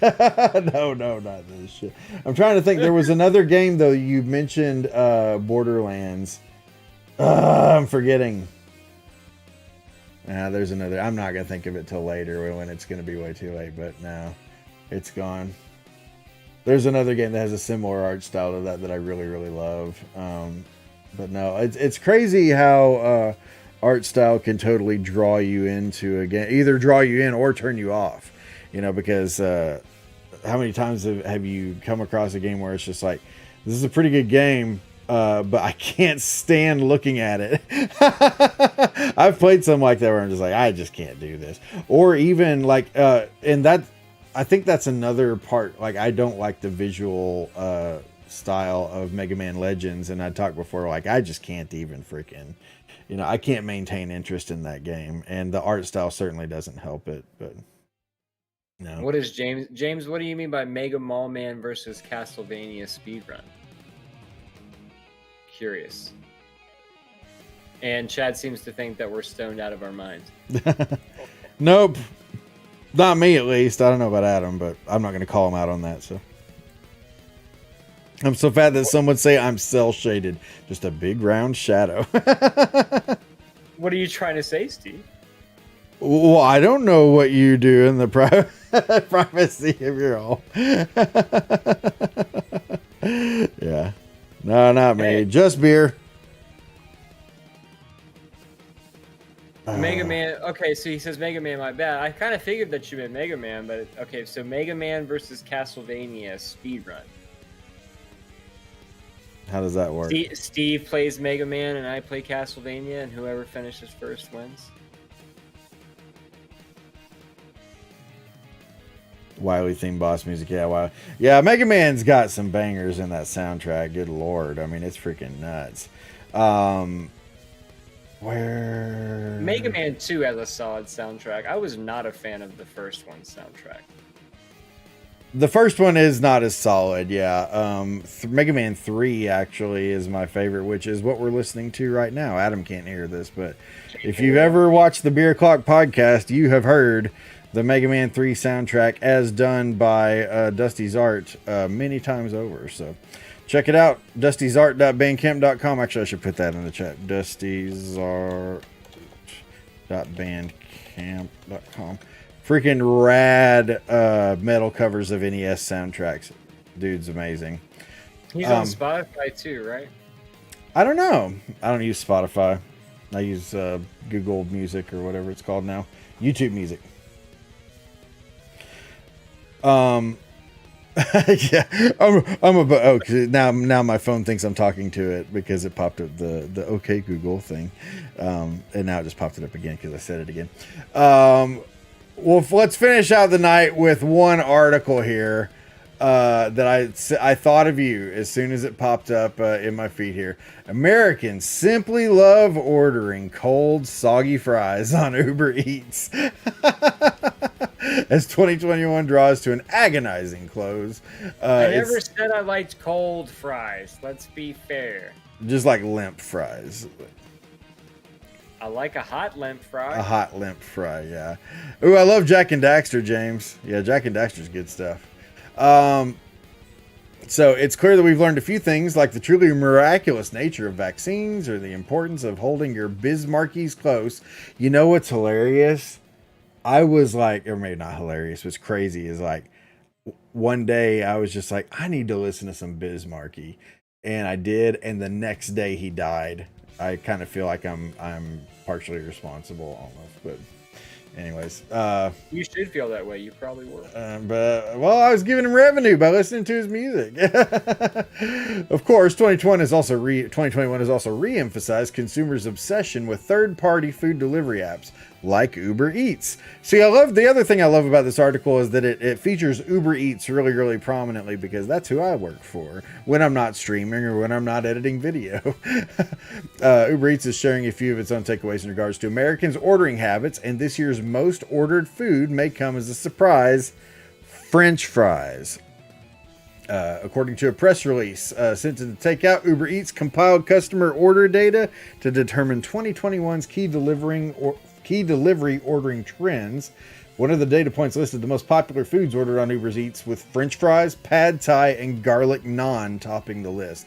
Man, the fact that I know that like all these people are ordering garlic naan makes me want to start ordering garlic naan because I freaking love garlic naan. Do you like Indian food, Adam?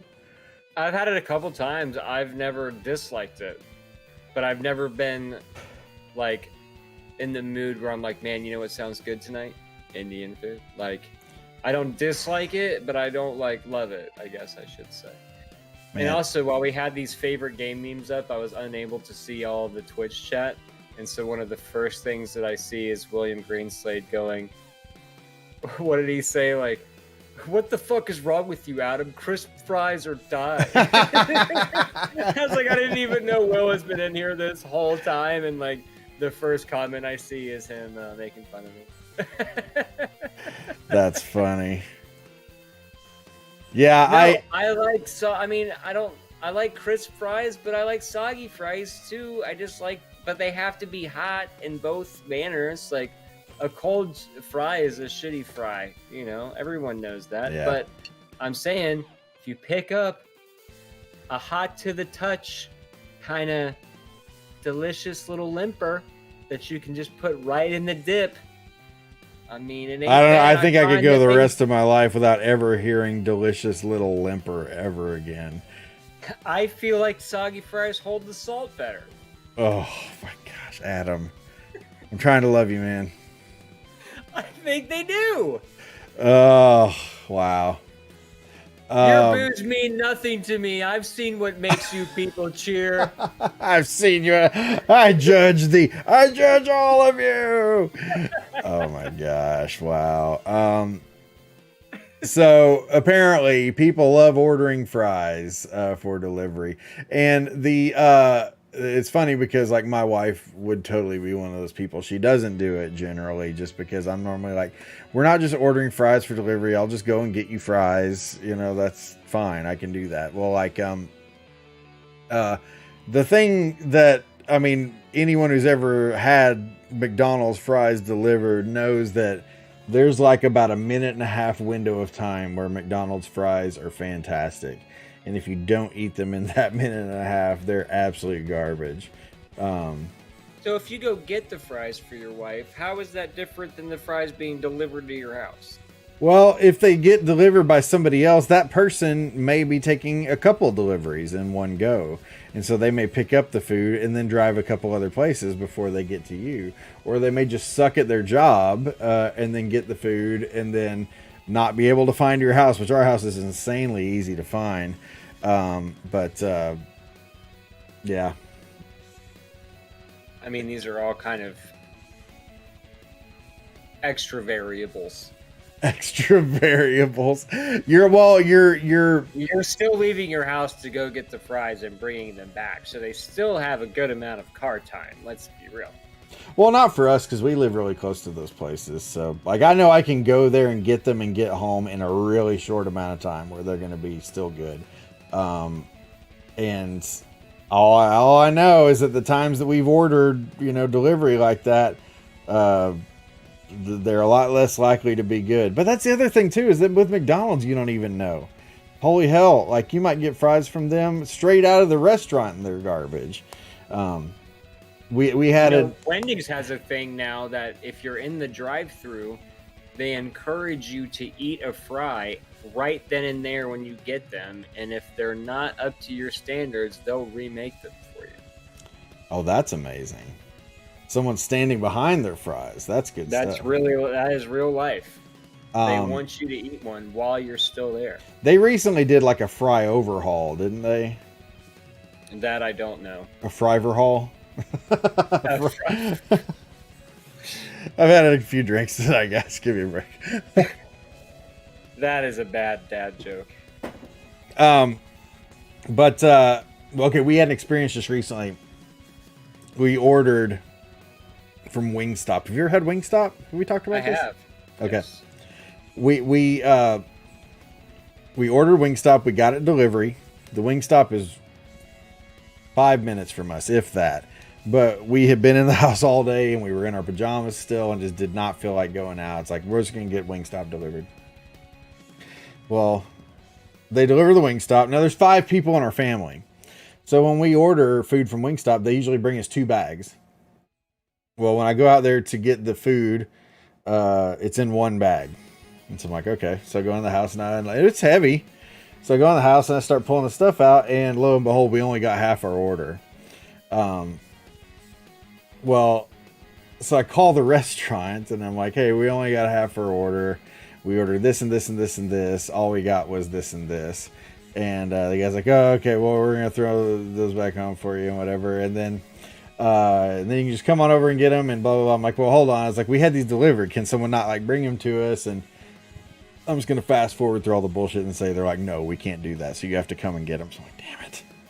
Okay, I'll do that. And I was like, well, while we're talking about this, we got our French fries, but these things are stone freaking cold. And they were. They weren't even cold fries in that like I talked about a minute ago, where the person picks up the fries and they maybe do a couple other deliveries and they deliver to you and they're lukewarm. It's like these fries have been sitting on the step for 30 minutes or something is what they tasted like. 30 minutes? That's a long time. They were stone cold. There was not a bit of warmth in them. They were the worst fries I've probably ever had in my life. So I was like, hey, while we're out of here, these fries are freaking awful. and I explained to him what happened. He's like, okay, well, they were going to give me half of the order's worth of fries. When I go back, I'm like, well, hey, I got 2 orders, remember? I got one of them, but I promise you, these fries are equally terrible as well. So anyways, they gave me new fries, or they were like, okay, we'll give you new fries and blah, blah, blah. So I go over to the restaurant. It takes them forever to get everything together. They finally get it. I'm cutting out tons of this story because this, no joke, was over an hour for me to get this done. And from a restaurant that's 5 minutes away. So I finally get the food. I get in the car. Oh, you know how, because it's the pandemic and everything, they tape the bag shut now? Yeah. Well, they had taped the bag shut. I'm like, I don't want to be that jerk off that like opens the bag in the restaurant and is like, go and make sure all my stuff's in here. So I get in my car and I start driving off. And then I'm like, you know what? I should have been that jerk off and just open up the bag, because if they don't have everything, I'm really going to be pissed. Open up the bag. They didn't give me my fries. So I got the chicken, didn't get the fries. And I go back in there. I'm like, dude, there aren't any fries. And he's like, oh my gosh, I'm so sorry. We're going to make you some fresh fries. And then it's like another 10 minutes for them to make more fries and stuff. And it's like, oh, good Lord. So finally got everything, got home. But it's like, there is a difference between picking up the fries yourself and taking them home. And a difference between also harassing the person to give you fries because they gave you cold fries in the first place, didn't give you fries in the second place. It was the worst. Yeah. Wow. That sounds like a very tragic story. It was very frustrating. But I was really nice to the people the entire time because I know there's not jack they can do about it. And that was the last time the Askins family ordered Wingstop to go. Man, I freaking love Wingstop. And who was that? James said that Wingstop fries are bland. No, okay, see, you've never had good Wingstop fries, though, because this is the deal. I also agree that Wingstop fries are good. I'm agreeing with you. Wingstop fries are fantastic. Oh, Hunter, first world problems. It's a problem. Don't belittle my problem just because it's about French fries. I paid my freaking money to get my fries. I want my damn fries. I want fries. And I don't want cold ass fries. I want good fries. No, this is America, goddammit. Yeah. Get the hell out. Love it or leave it. These colors don't run. No.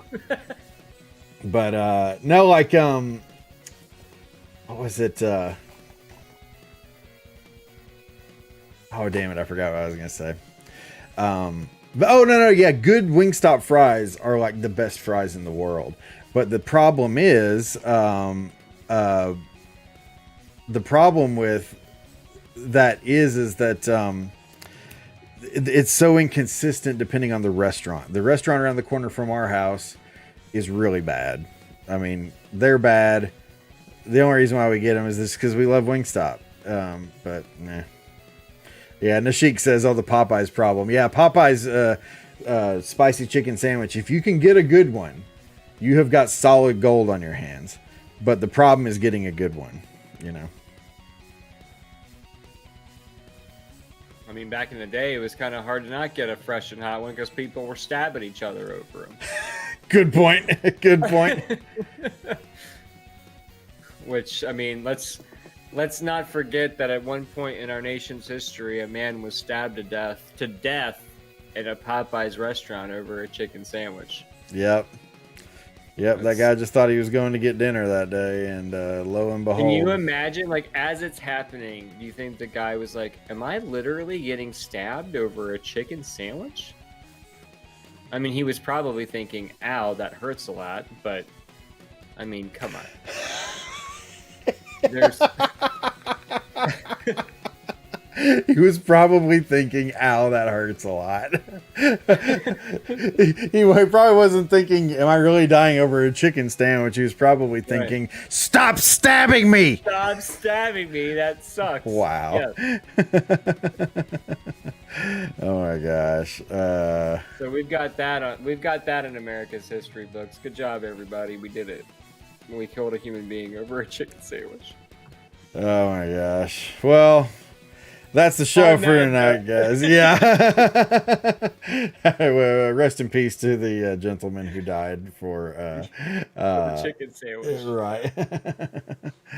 All I'm saying is that the world was fine until the Chick-fil-A versus Popeyes war, and then all of a sudden, global pandemic. You know, I wonder how close together those two events were. Because they were around the same, like opening the seals of Revelations, or like me wanting to listen to Bismarcky. you know, and then him being dead the next day. Alex Trebek passing away was definitely one of them. If we're talking that, if we're going in that sequence of events, Yeah, a bunch of bad shit happened in a really short amount of time. So in a really short amount of time. Yeah. oh my gosh, it was a good year before, says the Sheik.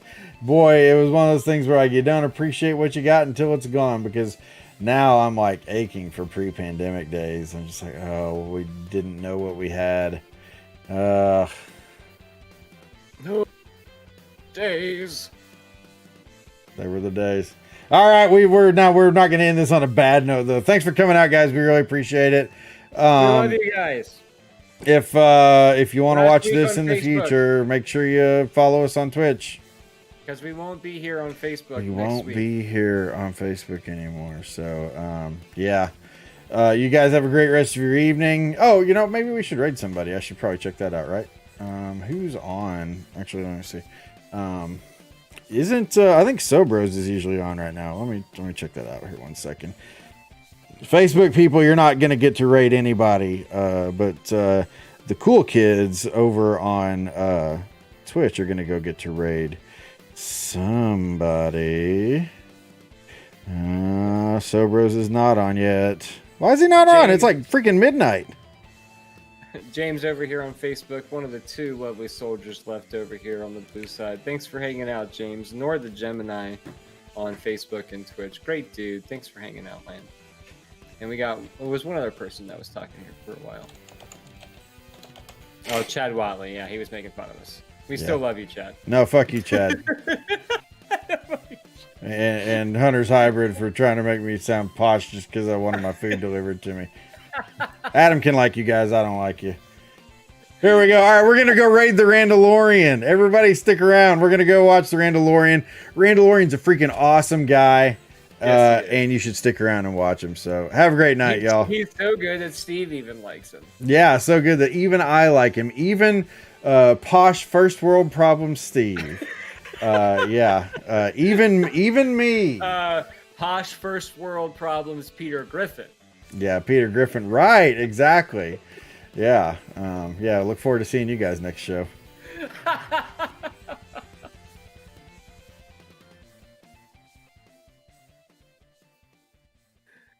Oh, that was good.